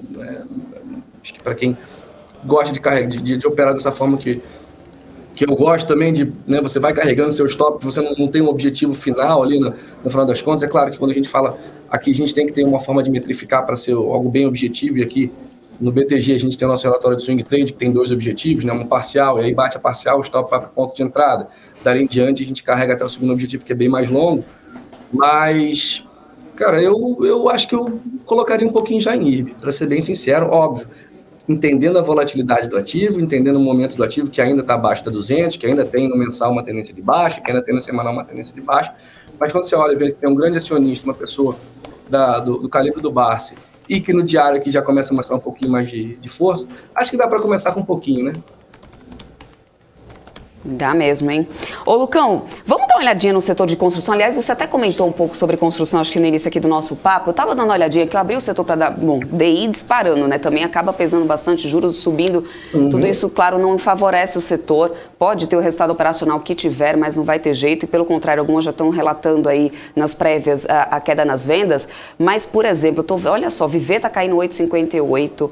A Tecnisa 7,68%, Elbro 7% de queda, Direcional mais de 7% também, MRV mais de 7%, Trisul mais de 6%, Mendes e Mendes mais de 6%, Cirela 6,5%. Gente, o negócio tá feio aí para o setor de construção, né? Gafisa 6,77%. Enfim, desse setor de construção, dá para poder... Tudo bem, eu sei que hoje é um dia mais difícil, né, de olhar qualquer setor, de qualquer cenário. Mas, considerando essas prévias que já estão sendo aí divulgadas, inclusive JBS, né, divulgou agora há pouco também teve queda nas vendas aí, está caindo agora 2,79%. Tem algum papel ainda aí que você olha com mais carinho ou realmente não é o momento, não é a hora do setor de construção, junto com o varejo ainda a gente vai ver se arrastar por um tempo?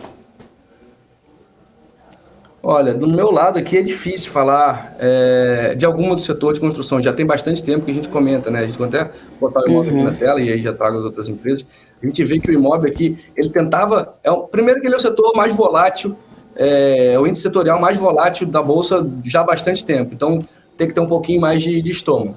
Segundo, que é exatamente o que você falou. A gente olha o setor de shopping, o setor imobiliário, praticamente, o índice imobiliário aqui, é composto praticamente por shoppings e construtoras, incorporadoras e empresas do ramo. Então, o que a gente vê aqui? É isso que você falou.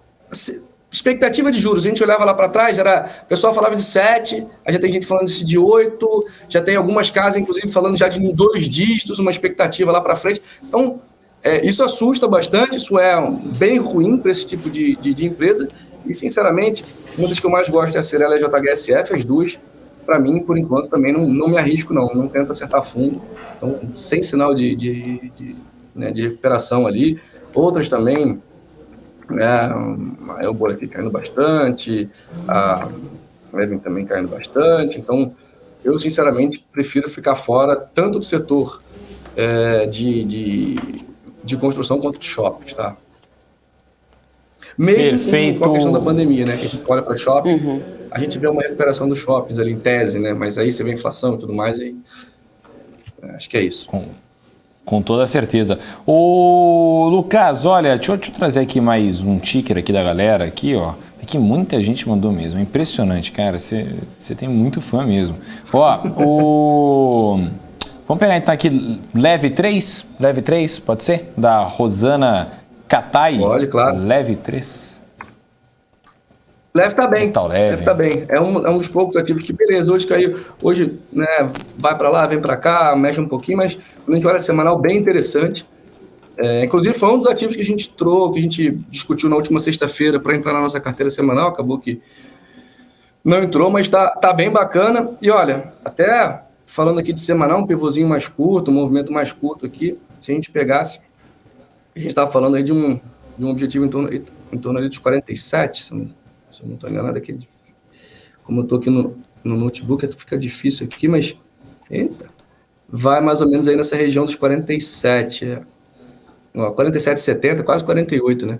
Então, tem espaço pra caramba, ainda, né, precisa, claro, fechar essa semana, a gente precisa romper essas últimas máximas aqui, essa faixa aqui de 41 e 44, já estamos bem, estamos em 43,12, agora no 42,94 ali no leilão.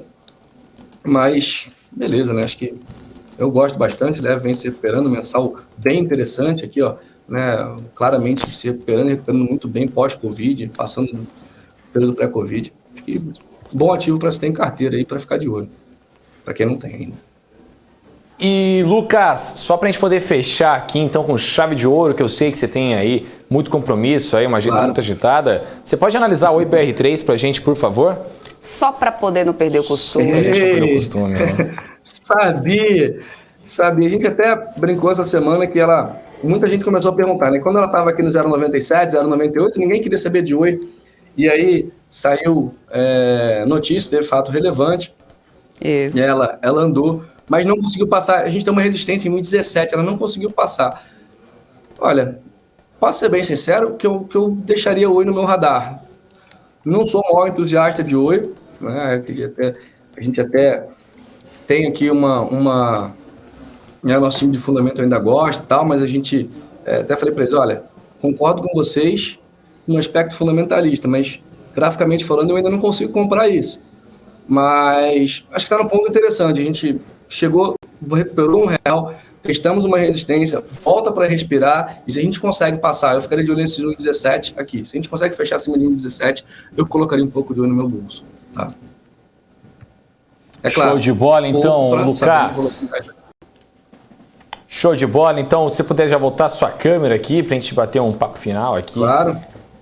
Dá um tchau para você, tchau, Lucas. né? Já deixando aqui a intimação para que você volte aqui para a gente fazer mais uma vez. Até logo, né? Até logo, para você vir aqui fazer esse fechamento do mercado aqui. Isso, no dia que esteja um pouco mais verdinho aqui por trás, né? Para a gente falar um pouco mais. A gente poder ir para a Disney, né? Dólar R$5, tá bom? A única coisa vermelhinha tem que ser o dólar, né? A única coisa vermelhinha tem que ser o dólar, né? Então tem que pencar esse dólar aí. Pra gente conseguir ir, poxa vida. Eu quero ir pra Disney, mas não quero ir pra Disney no Miserê. Quero ir pra Disney comprar chapéuzinho do Mickey, comprar luva, ficar abraçado com Pateta, com Pato Donald. Eu não quero nem saber, entendeu? Eu quero ir pra todo mundo lá, entendeu? E, né, Lucas, pra ter graça, né? Senão, por que não, né? Perfeito, comprar foto, né? Comprar foto, né? Aquela foto que você sai sempre muito bem, né? Sempre com uma cara muito neutra, já fotogênico para colocar no LinkedIn, né? Na Splash Mountain, né? Enfim, é isso aí, né, o Lucas? É isso, pessoal. Obrigado. Lucão, obrigada a Obrigado você. Fica aqui nosso agradecimento. Estamos aqui. Por favor, hein? Por favor, contamos com você aqui outras e outras vezes. Até a próxima. Valeu. Tchau, tchau, pessoal. Senhor Rafael Lara, 2,88 de queda nesse Bovespa, agora 107.597 pontos. E lá em Brasília, o que ficou decidido, gente, é que vai continuar sim a votação da PEC dos precatórios. Os deputados decidiram que vão continuar. O Pacheco, inclusive, estava falando agora há pouco. E eles vão dar andamento, sim, a essa votação lá por Brasília, viu, Rafael? A gente tem um trechinho aqui, inclusive, do que o Pacheco estava falando agora há pouco. Vamos dar uma ouvida aí. Roda aí. É que nós temos a obrigação de dar solução, de um jeito ou de outro, à questão do programa social. É preciso socorrer cerca de 17 milhões de pessoas, portanto 17 milhões de famílias que precisam ter esse socorro através de um programa social que seja consistente e que possa minimamente atualizar a capacidade de compra, especialmente de itens da cesta básica que elevaram muito os preços e precisa, portanto, haver uma correção desse programa social. É evidente que nós defendemos que esse programa social seja concebido, seja aprimorado, incrementado o seu valor dentro daquilo que todos nós pregamos sempre, que é a responsabilidade fiscal, ou seja, a importância de encontrarmos a matemática e a equação capaz de fazer, inserir dentro do teto de gastos públicos esse programa. Tem buscado fazer a equipe do governo, do Ministério da Economia. Hoje eu ontem recebi o ministro Paulo Guedes, hoje recebi o ministro João Roma e o ministro Ciro Nogueira, juntamente com o relator da proposta de emenda à Constituição na Câmara dos Deputados, que é o deputado Hugo Mota, muito competente por sinal,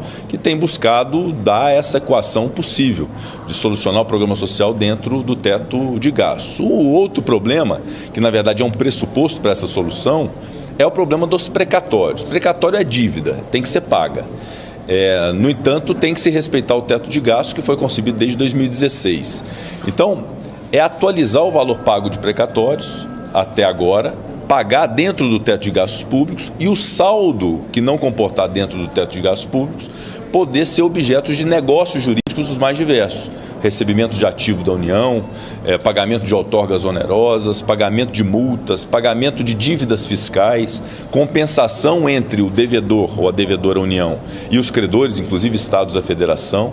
Então são soluções inteligentes que fazem conciliar a responsabilidade fiscal que nós pregamos, que é importante, que é fundamental que tenha, e é o nosso compromisso do Senado, o respeito ao teto de gastos e a responsabilidade fiscal, mas, por outro lado, a obrigatoriedade de se dar solução a esse problema dos precatórios. E o mais importante de tudo, efetivar de uma vez por todas o programa social dentro de um valor que seja um valor condizente para a necessidade das famílias brasileiras, especialmente aquelas mais atingidas pela pandemia, as pessoas que não conseguem emprego, até porque não há oferta de emprego e de trabalho suficientes no Brasil nesse instante, nesse momento. Nós temos que trabalhar para que tenha, para que haja esse socorro, que seja um socorro efetivo a essas famílias brasileiras. Para mudar a regra, que é o que está sendo...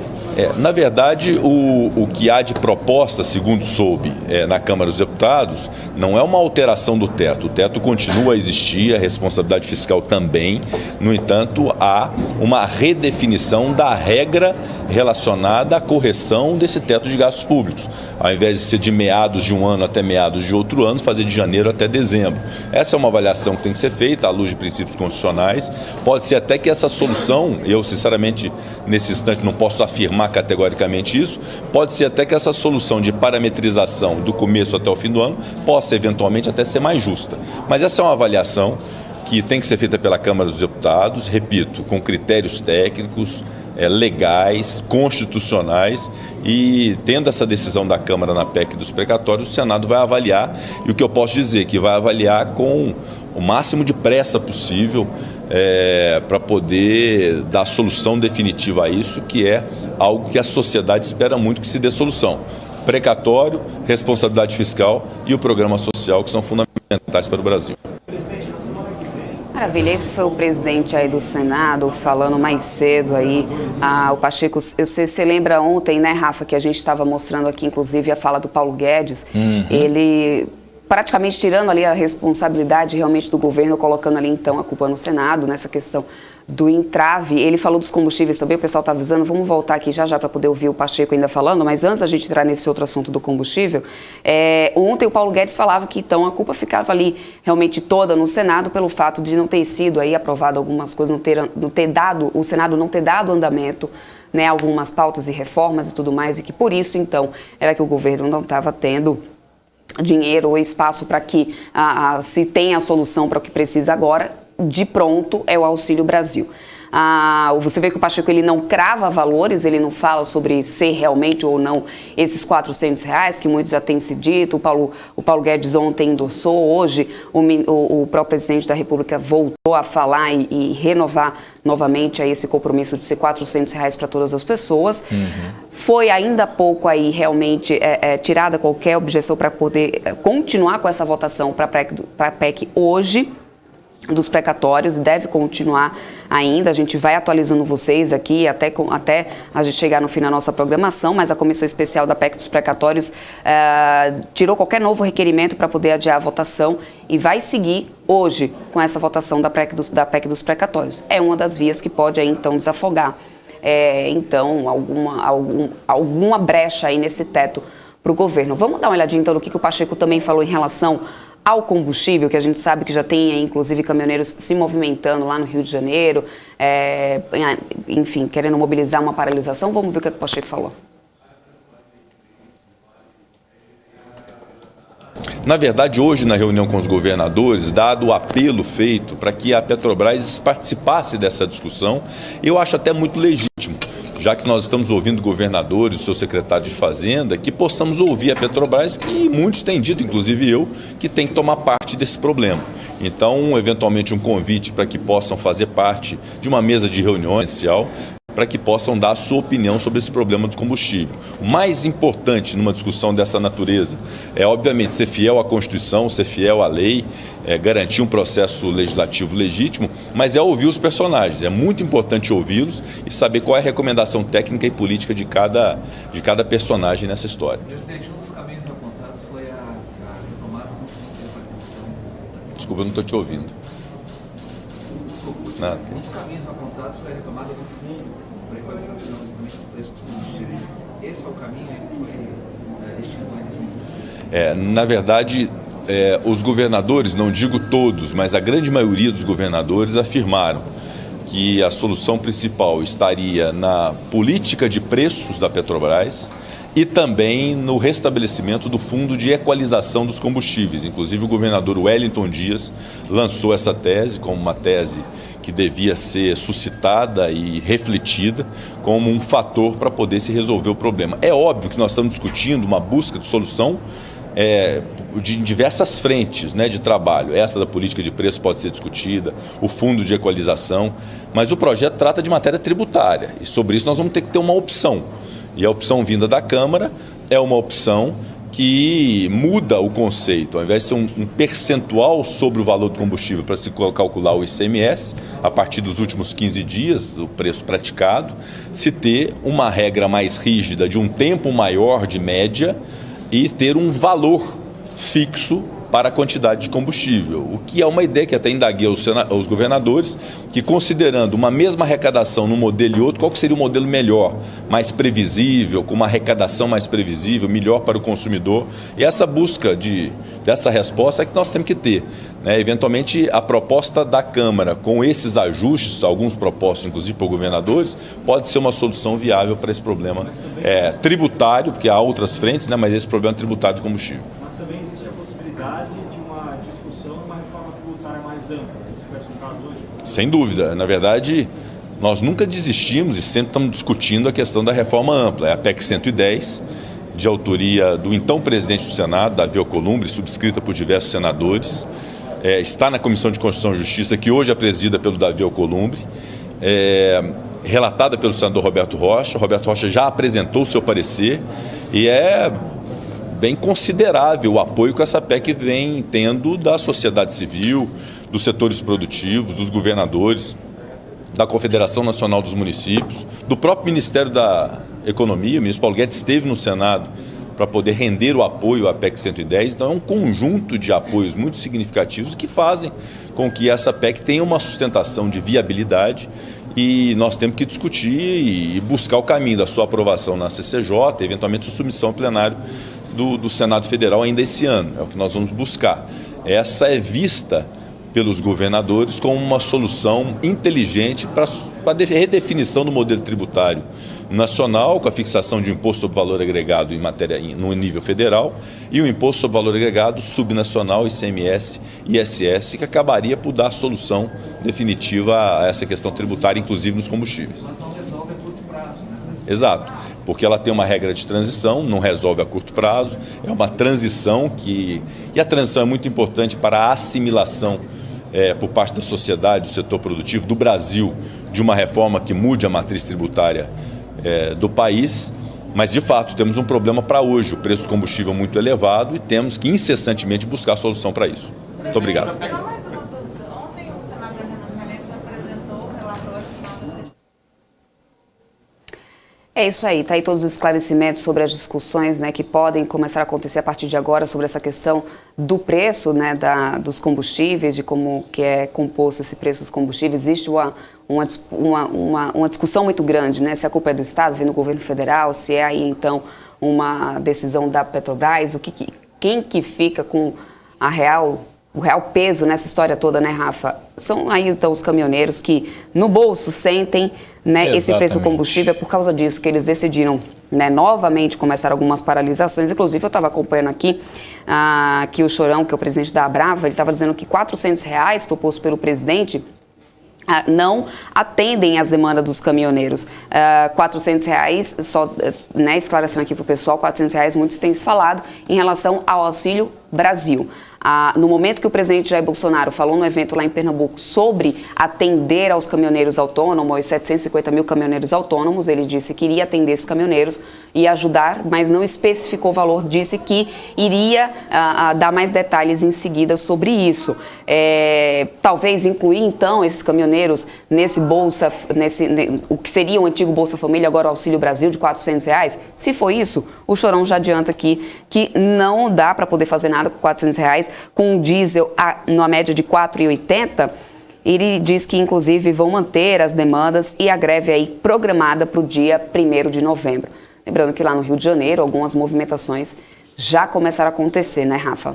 Exatamente, né, Débora? Lembrando, inclusive, que ontem, esses dias mesmo, foi ontem ou anteontem, já tinha tido aí esse anúncio, né, de uma greve dos caminhoneiros aqui no Sudeste, né, por tempo indeterminado em relação ao preço dos combustíveis. Greve dos caminhoneiros que a última vez que aconteceu, né, de fato, nacional, deu aquele problemaço, né, no mercado, né, o mercado caindo, desabando, né, as coisas não conseguindo chegar, enfim, né, e teve todo aquele problema que a gente torce para que consiga ser resolvido o mais rápido possível aqui no Brasil, para a gente não passar por isso. Bom, vamos dar uma olhada aqui no chat aqui também, Débora, muita gente aqui com a gente, né? Tem um pessoal, acho que é o Marcos aqui que está pedindo para poder, Ibovespa, não, tá aqui, o Marcos, acho que foi ele que pediu para poder afastar um pouquinho para ele conseguir tirar uma foto aqui do telão. Vou pedir para o pessoal do Twitter aqui abrir. Tira a sua foto. Eles querem tirar uma foto aqui do telão todo vermelho. Eu faço uma posezinha do assim. telão, não, mas aí você vai cobrir algum ticker aí, a empresa vai ligar aqui, vai falar que não vai vir no business, porque você cobriu o ticker dela. Tira o print? Entendeu? Pronto, aí, foi, fechou? show de bola, qualquer coisa você para o vídeo aí, enfim, manda bala, entendeu? É isso aí, Manda Marco bala. Antônio, tá aí, seu pedido atendido, acho que foi ele que pediu aí para poder afastar um pouquinho aqui, para poder ele conseguir fazer um print aí desse telão todo vermelhinho. A Rita Fernandes estava pedindo para poder a gente falar um pouquinho de Lame 4. Junto com o setor. Hoje a bolsa inteira saiu despencando, né, Rita? Eu vou abrir aqui o gráfico de Lame para poder a gente dar uma olhada. Lembrando para a Rita especificamente, existe aí a expectativa da junção, inclusive, dos papéis. Olha aí, mais de 10% de queda, né? Lame 4 e Amer 3, antes de abrir negociação na Bolsa lá dos Estados Unidos, existe a expectativa da junção desses dois papéis para que realmente, e isso foi o que a gente inclusive, né, viu aqui, tá vendo esse gap aqui que ficou nesses últimos dias aqui para trás, de alta aqui, ó, para Lame, foi quando saiu essa notícia de que então juntaria aí com Amer para poder abrir lá fora. Mas aí hoje não tem jeito. Todo mundo querendo ir para fora, todo Débora. mundo já avisando lá fora, né, Rafa? Se proteger de alguma forma foi de alguma forma aí com o dólar, porque no final das contas não tá muito fácil não, hein? Todo mundo no ritmo Ontem eu falei do Banco Inter, né, que estava no ritmo do Diogo Nogueira, do vai embora não, né, porque estava subindo 12%, e agora a Lame 4 aí no ritmo do Péricles, né, do melhor eu ir tchau, né, e indo embora aí, né, porque, né, tá pegando aí junto com a Mer3 para ver se consegue disparar lá fora aí, porque aqui na B3 tá difícil o negócio, hein? Tá caindo forte. Lá nos Estados Unidos, as bolsas fecharam com o Dow Jones no 0 a 0, mas uma leve tendência de queda, tá, Rafa? Dow Jones fechou no 0,02 de queda, S&P 500 uma alta de 0,30, Nasdaq de uma alta de 0,62%. Foi assim que ficou por lá Nova York, e o dólar aqui ficou, claro, em alta, 1,92 de alta a 5,66. Foi assim que a gente chegou no finalzinho aí do pregão. Deixa eu só ver o dólar futuro agora nesse momento. Tá mantendo aqui, ó. Vamos ver como é que a gente chega amanhã, depois desse dia aí sangrento, como o pessoal tá comentando aqui, inclusive, no nosso chat. Vamos deixar passar o aftermarket aí também para poder a gente entender como é que vai terminar o Ibovespa. Que bom que a gente então não ficou, porque olha só essa variação, gente. Saímos dos 110.767 pontos para 105.703, ou seja, quase 5 mil pontos aí, né, de variação nesse único dia. Haja coração, hein? Haja ponto, hein? Bom, Débora... Mas, volume extraordinário, hein? 48,8 bilhões de reais hoje de negociação no Ibovespa. Muito dinheiro, muito dinheiro. Vamos chamar bastante a grande Heloísa Baldin aqui para bater um papo com a gente. Ela que é operadora de mesa de renda variável da AMG Capital. Será que ela já está aqui com a gente? Boa tarde, Heloísa. Seja bem-vinda novamente. Boa tarde, obrigada pelo convite, é um prazer estar aqui com vocês. Ótima tarde, Heloísa. Bom, a gente está chegando já praticamente aqui, né, nesse final de dia, Ibovespa já fechando nessa queda aí realmente. Bom, difícil olhar para esse cenário e não falar queda generalizada, né, Elô? Assim, não dá para poder a gente falar de um único setor, de um único ativo. Vamos começar pelo setor de siderurgia e mineração, então, né, já que a gente tem essa questão da Evergrande, que voltou a ser negociada lá, os papéis da companhia da gigante chinesa voltou a ser negociada lá em Hong Kong, teve aí queda, realmente nesse primeiro dia. É uma novela que ainda deve se esticar bastante. A China reduzindo aí, né, a atividade também, tentando fazer essa redução de carbono por lá. A gente sabe que isso também acaba fazendo um efeito dominó na economia global. Minério de ferro hoje derreteu, né? Como que você olha aí para esse setor aqui? Com todo esse cenário macro aí acontecendo, levando em consideração, por exemplo, Vale, eu estava ainda pouco conversando aqui com o Lucas, né, se ele via Vale aí, né, perdendo esses R$70, essa casa de R$70, ele acha que sim, né, o que não é muito feliz para eles, que lá no BTG eles, por exemplo, tem Vale na carteira. Então, como que está o seu olhar aí para essa questão do setor de siderurgia e mineração? Porque minério de ferro, $200 a gente não deve ver mais, ou você está otimista para isso? Não, eu não estou otimista, não. Realmente o setor está passando por um momento difícil. A gente tem fatores estruturais, né? A China era 70% da demanda de minério, né? Então, e o setor imobiliário é 1/3 dessa demanda aproximadamente.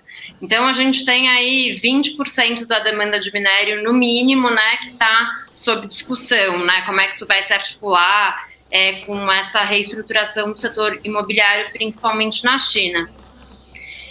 Eu acho que a gente está numa espécie de contexto especialmente complicado para o minério, né, diante de todas essas discussões, mas a demanda por minério deve retomar na China no primeiro trimestre do ano que vem.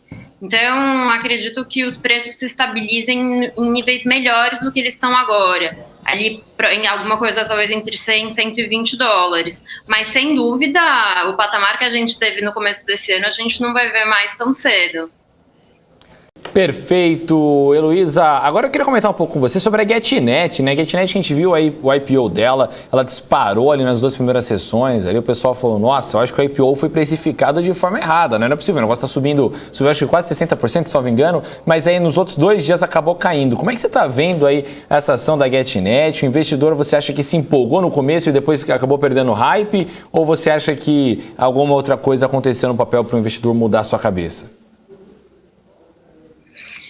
Não, na verdade o setor, o setor de adquirência, a GetNet já era muito aguardada, né, há muito tempo.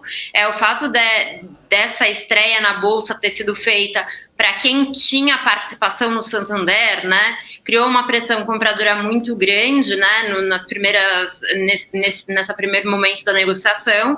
E aí agora o valuation parece convergir para algo próximo do que é a Cielo.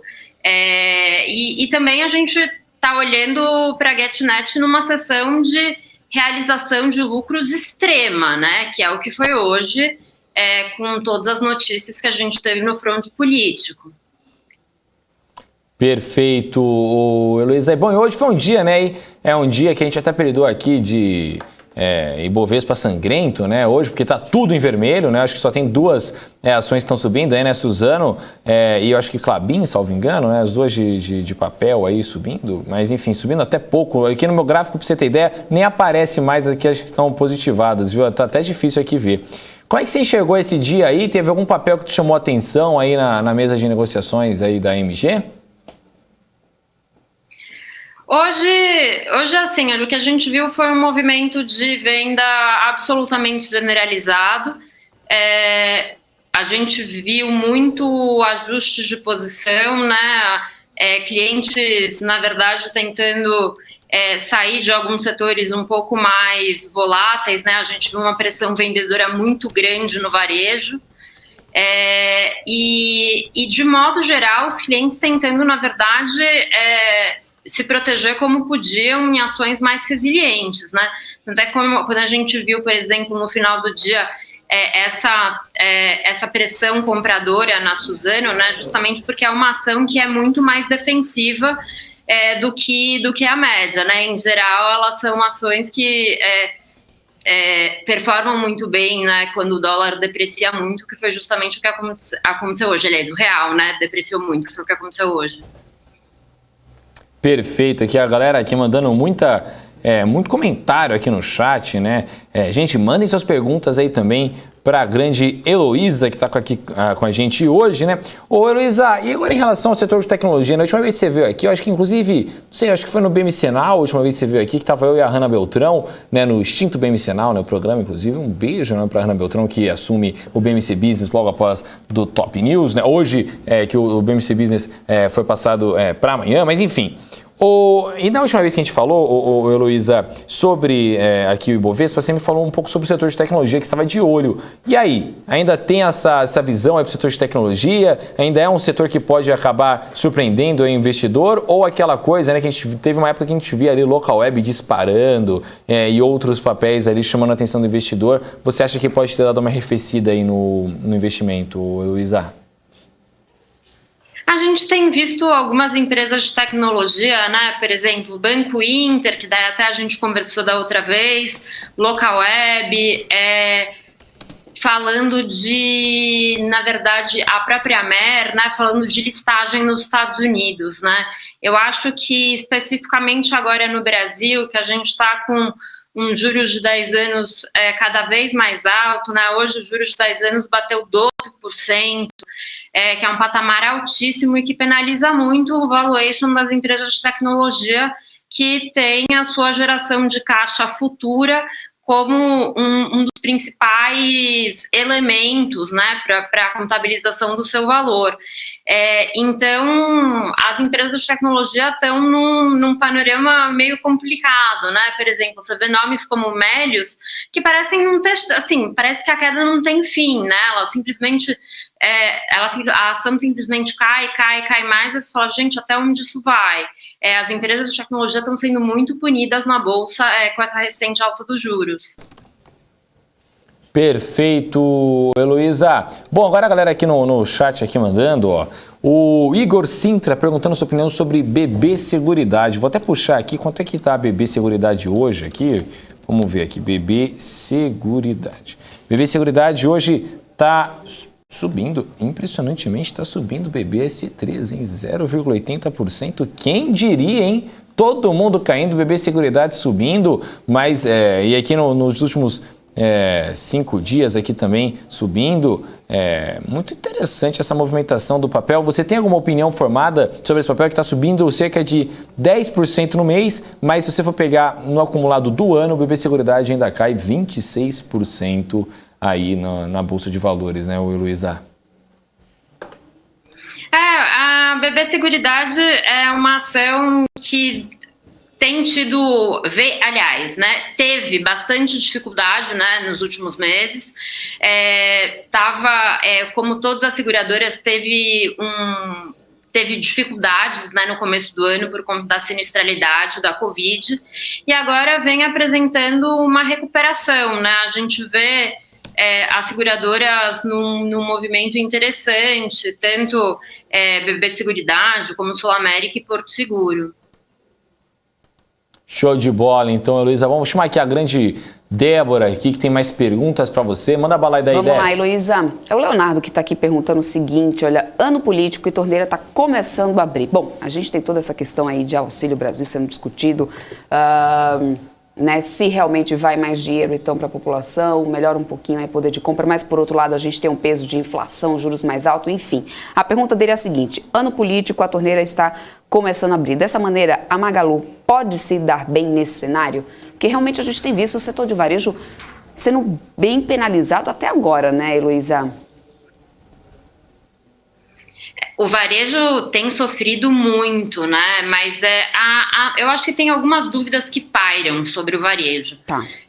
As mais imediatas são sobre poder de compra da população, emprego, massa salarial e juros, né? Que isso dificulta, né, o crédito. Eu acho que isso é um aspecto. O segundo aspecto é que a gente está tendo nesse setor uma entrada de vários outros players. Então, por exemplo, você vê players como Amazon, Alibaba, Shopee entrando na competição, né? E esse setor de e-commerce é um setor que compete agressivamente por preço e com pouca margem. Então, eu acho que dificilmente a gente vai ver Magazine Luiza, definitivamente esse preço que está agora, ele não é um preço de longo prazo, mas eu tenho dúvida se o preço que estava, então se Magazine Luiza R$28, R$27, a gente vai ver isso novamente, dada essa nova estrutura do setor. O André Santos também está pedindo para poder falar um pouquinho sobre Santos Brasil, expectativa para esse setor, claro, de logística, né? Bom, retomada de economias acontecendo por aí, né, Heloísa? Pelo mundo afora, inclusive agora até com várias fronteiras aí se abrindo, que favorece também o setor de turismo, né, de aéreas e de turismo. Mas em relação a essa questão de logística, como que está o teu olhar aí para isso? Contando que, inclusive, a gente tem períodos de sazonalidade vindo aí pela frente, apesar da gente ter a China aí desacelerando um pouquinho, você acha que isso pesa de alguma forma ou não? Ou você acha que já agora a gente já pode falar de recuperação do setor? Acho que a gente já pode falar de recuperação no setor, né? A economia vem num ritmo de recuperação comercial importante. No setor logístico, talvez a gente falou-se um pouco sobre uma possível fusão entre a Rumo e a Santos Brasil, né? O que daria um ganho de sinergia muito grande nas empresas, mas essa discussão ainda provavelmente está em andamento, né? Mas acho que tem muito ganho para ser feito. Sem dúvida, o maior gargalo do Brasil, e a Santos Brasil é a principal operadora portuária do Brasil nesse momento. Denis Salles está perguntando o seguinte, Eletrobras privatizada ano que vem, vale a pena entrar agora no ativo? Eu acho que isso é uma pergunta meio de $1 milhão, hein, Denis? Mas vamos lá, Elo, como é que você olha aí para a Eletrobras? E, aliás, a Eletrobras, eu até estico um pouquinho essa pergunta dele para o setor de elétricas mesmo, né? Como teve mais cedo aqui, alguém comentou aqui no chat com a gente que, por exemplo, lá em Minas Gerais está choveu um pouco mais do que era previsto para o mês, chuvas ainda parecem não ter sido precificada pelo mercado, somente a crise hídrica em si. Como que você está olhando a isso? Eu acho que a Eletrobras tem um case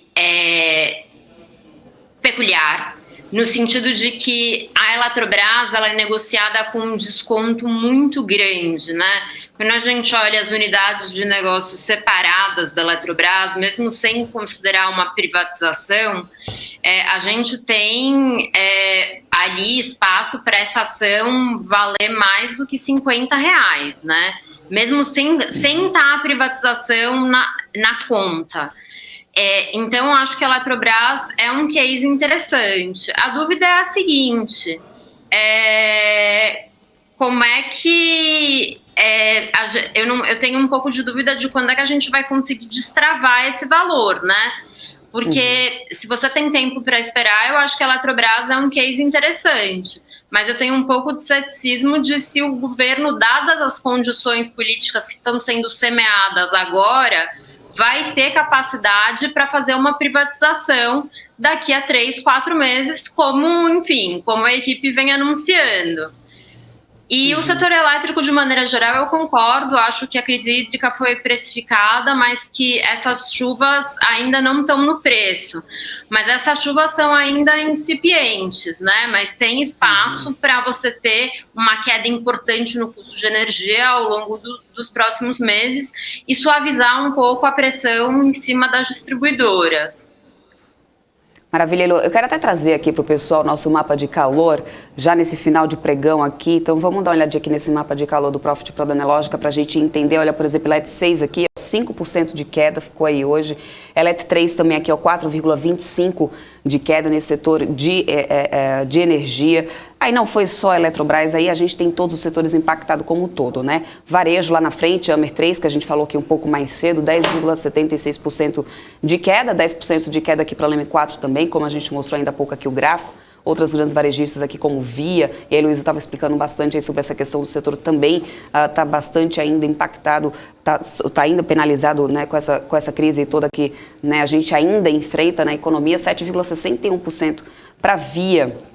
Fora isso, há o setor de construção também, com MRV caindo. Aliás, quem está acompanhando aqui nossa programação desde mais cedo, a gente viu aí com o Lucas, ele analisando aí o setor, MRV, a gente tem Cyrela, tem outras companhias aqui, grandes companhias do setor que também estão caindo muito com essa curva DI subindo, né, disparando aí. Então, olha só, Cyrela caiu 6,2%, Exetec 5,6%, MRV 6,6%, teve papel caindo, inclusive, mais de 12%, que não está aqui no índice, que não é do índice Bovespa, mas caindo sim bastante. Para o volume de negociação, deixa eu só mudar aqui para o volume de negociação, para a gente dar uma olhadinha aqui onde é que ficou esse maior peso negativo de negociação.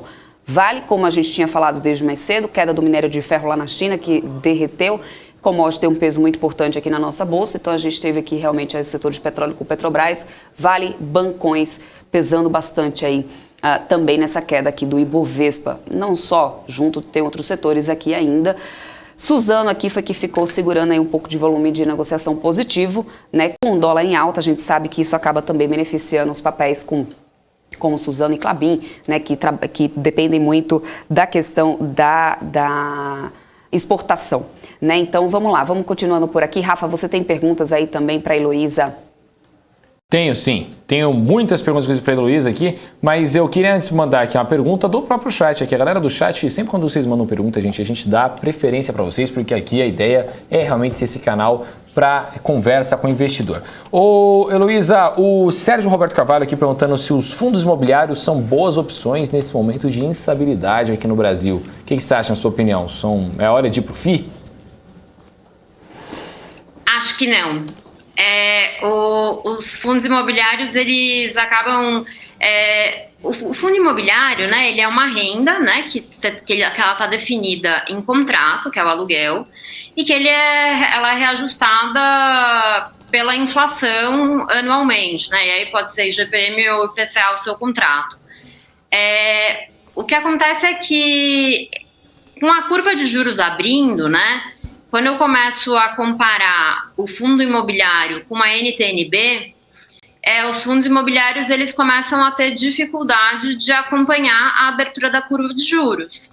Então, quando eu comparo prêmio dos juros de um lado com o aluguel do outro, mesmo considerando o IR, eles vão ficando menos atrativos do que outras oportunidades de renda fixa e acaba tendo uma pressão vendedora nesses ativos, que é o que a gente vê nos últimos meses.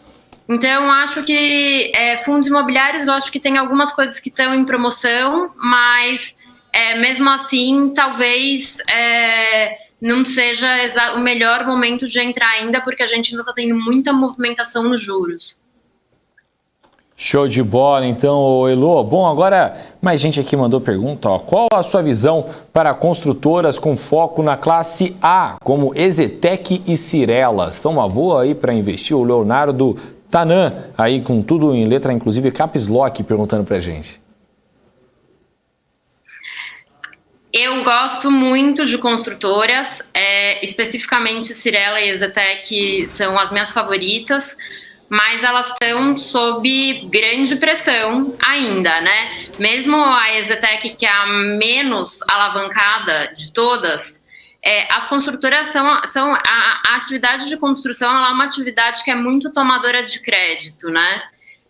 Você tem crédito abundante para o setor e pela natureza do negócio você toma dívida para fazer o empreendimento. E então, isso acaba sendo um pouco complicado nesse cenário de juros altos, porque o que acontece é que você depende de crédito nas duas pontas. Você depende de crédito para fazer o empreendimento e você depende de crédito para vender o empreendimento. Então, eu acho que as construtoras que são focadas na classe A vão sofrer menos, sem dúvida, mas elas vão sofrer também. Perfeito, então. Mais uma pessoa que chegou aqui e perguntou, hein? O Eduardo Perim perguntou aqui, você poderia comentar, por favor, sobre Caixa Seguridade, CXSE3, por favor? E já mandou um obrigado aqui, já. Eu não vou conseguir comentar sobre Caixa Seguridade, é uma empresa que eu não acompanho muito de perto. Show de bola, sem problema algum. E agora o Hélio Belford aqui perguntando sobre Eneva 3, né, ENEV3, sendo termoelétrica, não estaria sendo beneficiada nessa questão toda, né, da crise elétrica aqui no Brasil, crise hídrica no Brasil, no caso, ou Heloísa, na sua visão? É beneficiada, sim, né, em geral, até porque... Na verdade, tudo depende da maneira como os contratos eles são feitos, né? Especificamente a Eneva tem bons contratos de longo prazo e uma capacidade grande de energia que ela pode vender no mercado livre, né? Nesses momentos de maior estresse energético. Então, sim, provavelmente a Eneva deve ter um ótimo resultado no próximo trimestre. Show de bola, então, vou perguntar aqui, né, chamar a grande Débora Oliveira, que tem mais pergunta aqui para a Ilona, esse papo super bacana. Gente, vai participando aí, hein? Tem mais 10 minutinhos aqui de programa, senão vocês deixam para mandar nos últimos 2 minutos de programa, aí a gente ficam bravos com a gente. Fazer a pergunta depois para a Heloísa. Então manda. Elo, não dá para poder a gente deixar de comentar essa questão desse risco fiscal, tudo que está acontecendo, essa questão do teto de gastos, vai furar o teto, não vai furar o teto, isso tudo, claro, compromete a segurança, né, em investimentos aqui no Brasil, a gente sabe disso. Inclusive ontem mesmo a gente chegou a comentar aqui na mídia internacional, já falando, já repercutindo algumas coisas sobre esse cenário daqui local. Mas o que você acha, qual setor, levando em consideração o que a gente tem hoje, esse cenário fiscal, essa dúvida sobre de onde vai vir esses 30 bi, se a gente vai furar o teto ou não, se vai precisar fazer alguma manobra para poder mudar aí, então, a maneira de fazer a precificação, enfim, qual setor você acha que pode acabar sendo mais penalizado diante desse cenário? A gente sabe que o mercado em si já respondeu logo aqui no gráfico, caindo bastante o Ibovespa. Mas, na tua visão, quem mais perde com isso, nessa história, se a gente olhar para a Bolsa por inteiro? Bom, eu acho que você tem um perdedor grande, que é o varejo, né? Porque o que acontece é que o varejo, diante desse cenário de instabilidade, você cria condições menos favoráveis para a continuidade dos investimentos no país. E quando você tem a continuidade dos investimentos ameaçada, você gera menos emprego, você gera menos massa salarial e são menos pessoas que continuam consumindo, né? Hoje a gente está vendo no Brasil dados desastrosos de queda de venda de volume de supermercado. E aí, que dirá o resto da cadeia, né? E-commerce, shopping e tudo mais. Então, acho que o varejo ali é um setor que sofre mais. Mas de maneira geral, todos os setores que dependem muito de crédito devem sofrer, os setores que dependem também de juros, também as empresas de tecnologia, como eu comentei, também sofrem bastante. Show de bola, então. Ô, Elô, olha, já estamos chegando aqui ao final do nosso programa. Queria agradecer novamente a sua vinda aqui no BMC Top News. Quer dizer, eu acho que é sua estreia no Top News, né? A última vez que a gente se viu foi no BMC Now, mas enfim, sinta-se sempre muito à vontade a vir não só aqui no Top News, como em toda a grade de programação da BMC. E queria pedir que você deixasse uma consideração final para a galera que está nos assistindo aí, o que o investidor deveria ter em mente agora para os próximos meses, né? Tem crise hídrica, tem uma possível greve dos caminhoneiros vindo aí, tem essa pandemia que vai, não vai, depois tem eleição, tem crise fiscal, tem um monte de coisa aí para se levar em conta. Então, o que o investidor deveria se agarrar aí para conseguir passar por esse tempo nebuloso que estamos enfrentando, Elô? Eu sempre gosto de pensar, eu acho que eu poderia talvez tenha uns 5 ou 10 empresas no máximo que não são excelentes dentro do Ibovespa. O Ibovespa ele é composto pelas melhores empresas do país, pelas maiores empresas do país e pelas campeãs nos seus setores. A gente está, de fato, diante de uma situação fiscal, política, econômica complicada e que parece não ter saída. Mas, qualquer que seja essa saída e quando quer que ela venha, eu tenho certeza que a Bolsa está num patamar de preço barato e que pode demorar 1 ano, pode demorar 2 anos, mas esse valor vai ser destravado. A gente vai voltar a níveis de relação preço-lucro normais, a gente está com um desconto excessivo. Então, o que eu tenho a minha mensagem para o investidor continue apostando nas ações brasileiras, porque a gente está numa janela de compra, isso daqui no médio prazo, não vou dizer no curtíssimo, mas com certeza no médio prazo isso vai se pagar. Show de bola, então, Elô. Muito obrigado, viu, pela sua participação. Manda um beijo aí para todo o pessoal da MG e até logo. Até uma próxima, Elô. Tchau, tchau. Obrigada, gente. Tchau, tchau. Rafa, vamos continuando por aqui. Eu abri aqui o nosso mapa do calor do Profit Pro da Analogica, mas pela variação semanal, para a gente ter uma ideia depois de tudo que aconteceu hoje, de como que tá aí, qual que é o cenário aí real hoje. Bom, até agora, na semana, Cash está acumulando essa queda de 20,61%. Aí a gente vem, então, para siderurgia e mineração, a gente tem Uzi Minas acumulando uma queda na semana de 14,60%. A gente tem aqui a Azul, do setor de aéreas e turismo, 16,65% de queda. E junto com a Azul temos a Gol ali, 13,5% de queda. E CVC, 12,93% de queda. Magazine Luiza vai aqui para os varejos, junto com outra grande varejista que na semana vem acumulando aqui mais de 14%, quase 15% de queda aqui para Via na semana, né, nesse acumulado aqui da semana. Pão de Açúcar aí acumulando valorização de 10,98%, Iguatemi aí indo para as administradoras de shopping, Iguatemi 10,97%. Iguatemi, claro que junto, mais cedo até o Lucas falou sobre isso, né? Teoricamente a gente tem a retomada, teoricamente na prática, porque se a gente vai nos shoppings, a gente já vê os shoppings lotados, mas ainda está vendo aí quedas aí nos papéis, principalmente se a gente olhar para esse recorte aqui da variação semanal. Na variação semanal, nessa tirinha verde aqui que a gente está vendo aqui no nosso telão, a gente tem GET 11 Lame 4, que apesar da queda de GET, ainda está acumulando alta na semana. Lembrando que é um IPO novo, começou agora, né? Deu uma boa disparada, uma boa esticada o papel de GET 11 logo no início. Lame 4 ainda está acumulando aqui também uma alta que eu não consigo, tá tão fininho aqui que eu não consigo ver a variação para passar para vocês, mas no final das contas, se a gente olhar como um todo, tem muito mais queda acumulada nessa variação semanal, viu, Rafa? Débora, o pessoal inclusive falando que a única explicação para você estar com um sorriso sensacional durante esse mercado que está todo em queda é você estar comprado em dólar. E eu posso garantir a vocês que não é o caso, viu? Não é o caso porque a gente queria estar na Disney. Se a gente tivesse comprado em dólar agora, a gente estaria rindo à toa, não é mesmo, ô Débora? Estaria agora, nesse momento, lá em Orlando, abraçado com o Mickey. A gente já estava fazendo o nosso espelho de programação da apresentação que a gente ia fazer. Que a gente ia, não, que vamos fazer junto com o Lucão lá, né? Vamos juntar todo mundo, vamos fazer essa transmissão já ao vivo lá da Disney, lá do parque do Harry Potter, lá bonitinho, com a varinha lá. Eu vou entrar até com a varinha lá, brincando aí com vocês, moço.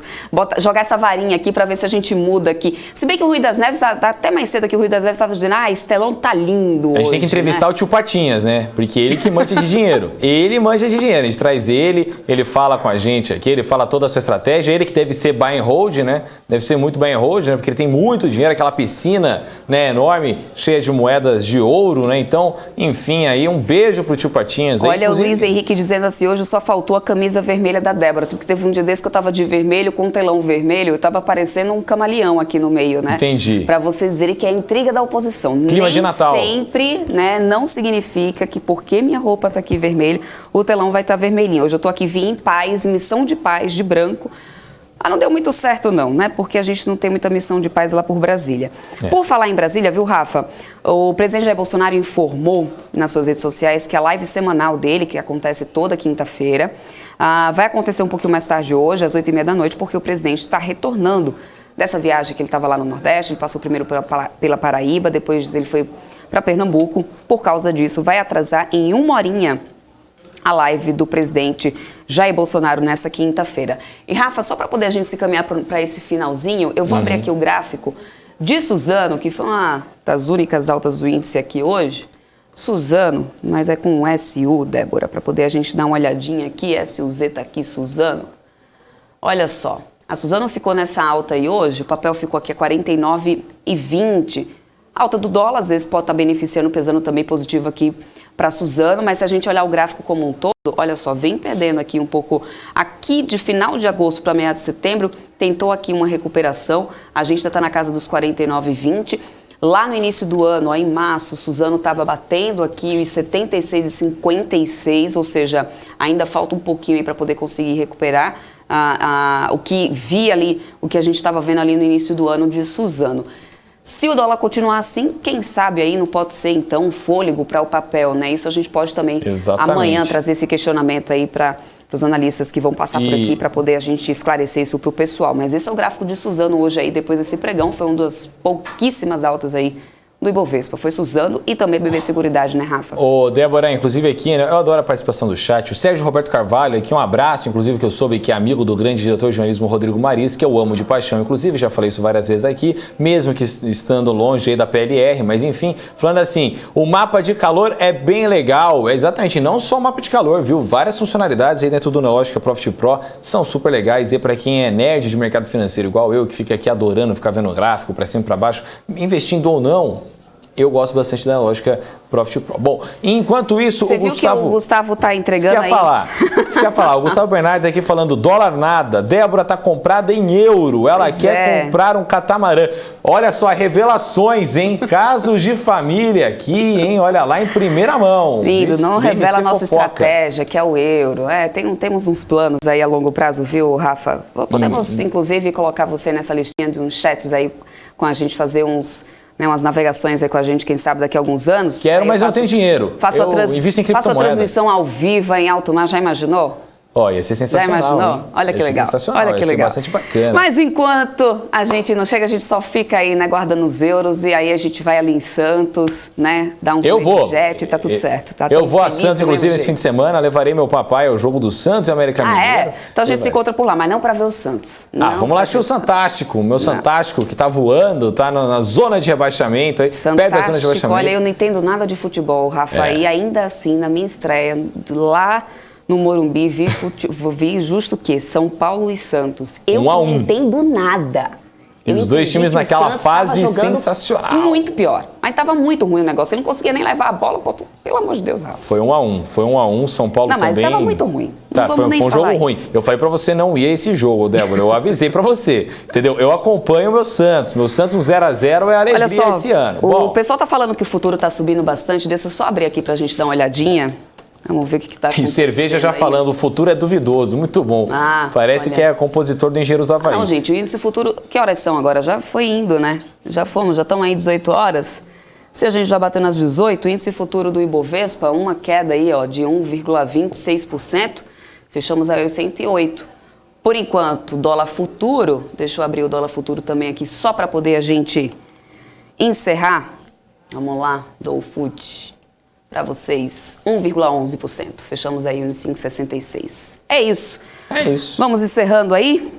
Vamos encerrando aqui, mas antes deixa eu mandar um abraço aqui, pessoal do nosso chat, né? O Rui das Neves aqui sempre com a gente, o Ezequiel Santos, o Gustavo Bernardes aí, o Cerveja, aqui o amor é lindo, né? A BMC está aí com ar de amor aí. O Kediogen aqui também com a gente, o Jackson Macedo Vitória, o Hugo G também, o Lavar Devini. Tem gente, inclusive, o Débora, que mandou mais cedo aí, tentando fazer a gente cair naquelas pegadinhas do Thomas, né? E aí né?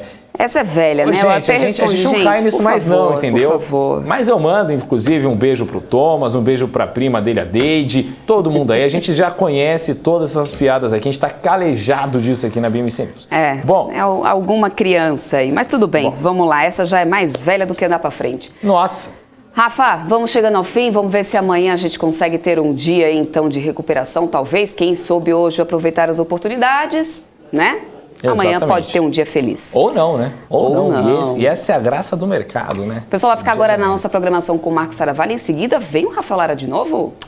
Eu venho aí com o BMC Deal. Hoje a gente vai falar um pouco sobre fundos que investem em empresas em situações específicas arriscadas, ou seja, são fundos que investem em empresas em recuperação judicial. A gente vai entender como é que funciona isso, ele empresta dinheiro para essa empresa em recuperação judicial, como é que funciona tudo isso, como é que lucra nisso. Enfim, a gente vai acompanhar tudo bonitinho no BMC Deal a partir das 7 horas da noite, mas antes você tem BMC Talks com o grande Marcos Saravalli, uma sequência de entrevistas aí sensacional, então já prepara seu vinho, já pega o travesseiro, senta aí, já coloca na BMC News que eu tenho certeza que você vai adorar, né, Débora? Exatamente isso. E eu, gente, vou ficando por aqui, estou de volta amanhã ao vivo com vocês a partir das 9h30 da manhã, junto com a Paula Moraes, com o Daniel, junto com a Hanna Beltrão, junto com toda essa galera aqui da BMC para poder trazer isso aqui, ó, nosso telão aqui do Profit Pro da Analógica, com todo o mercado ao vivo e a cores e tempo real para vocês. Então eu espero por vocês amanhã, 9h30 da manhã, ao vivo, depois do fechamento do mercado aqui, Top News, 4 horas da tarde, por favor. Audiência garantida o dia inteiro, né? Não é isso? Então é isso aí. Obrigada pela audiência de vocês, pessoal. Até amanhã. Tchau, tchau.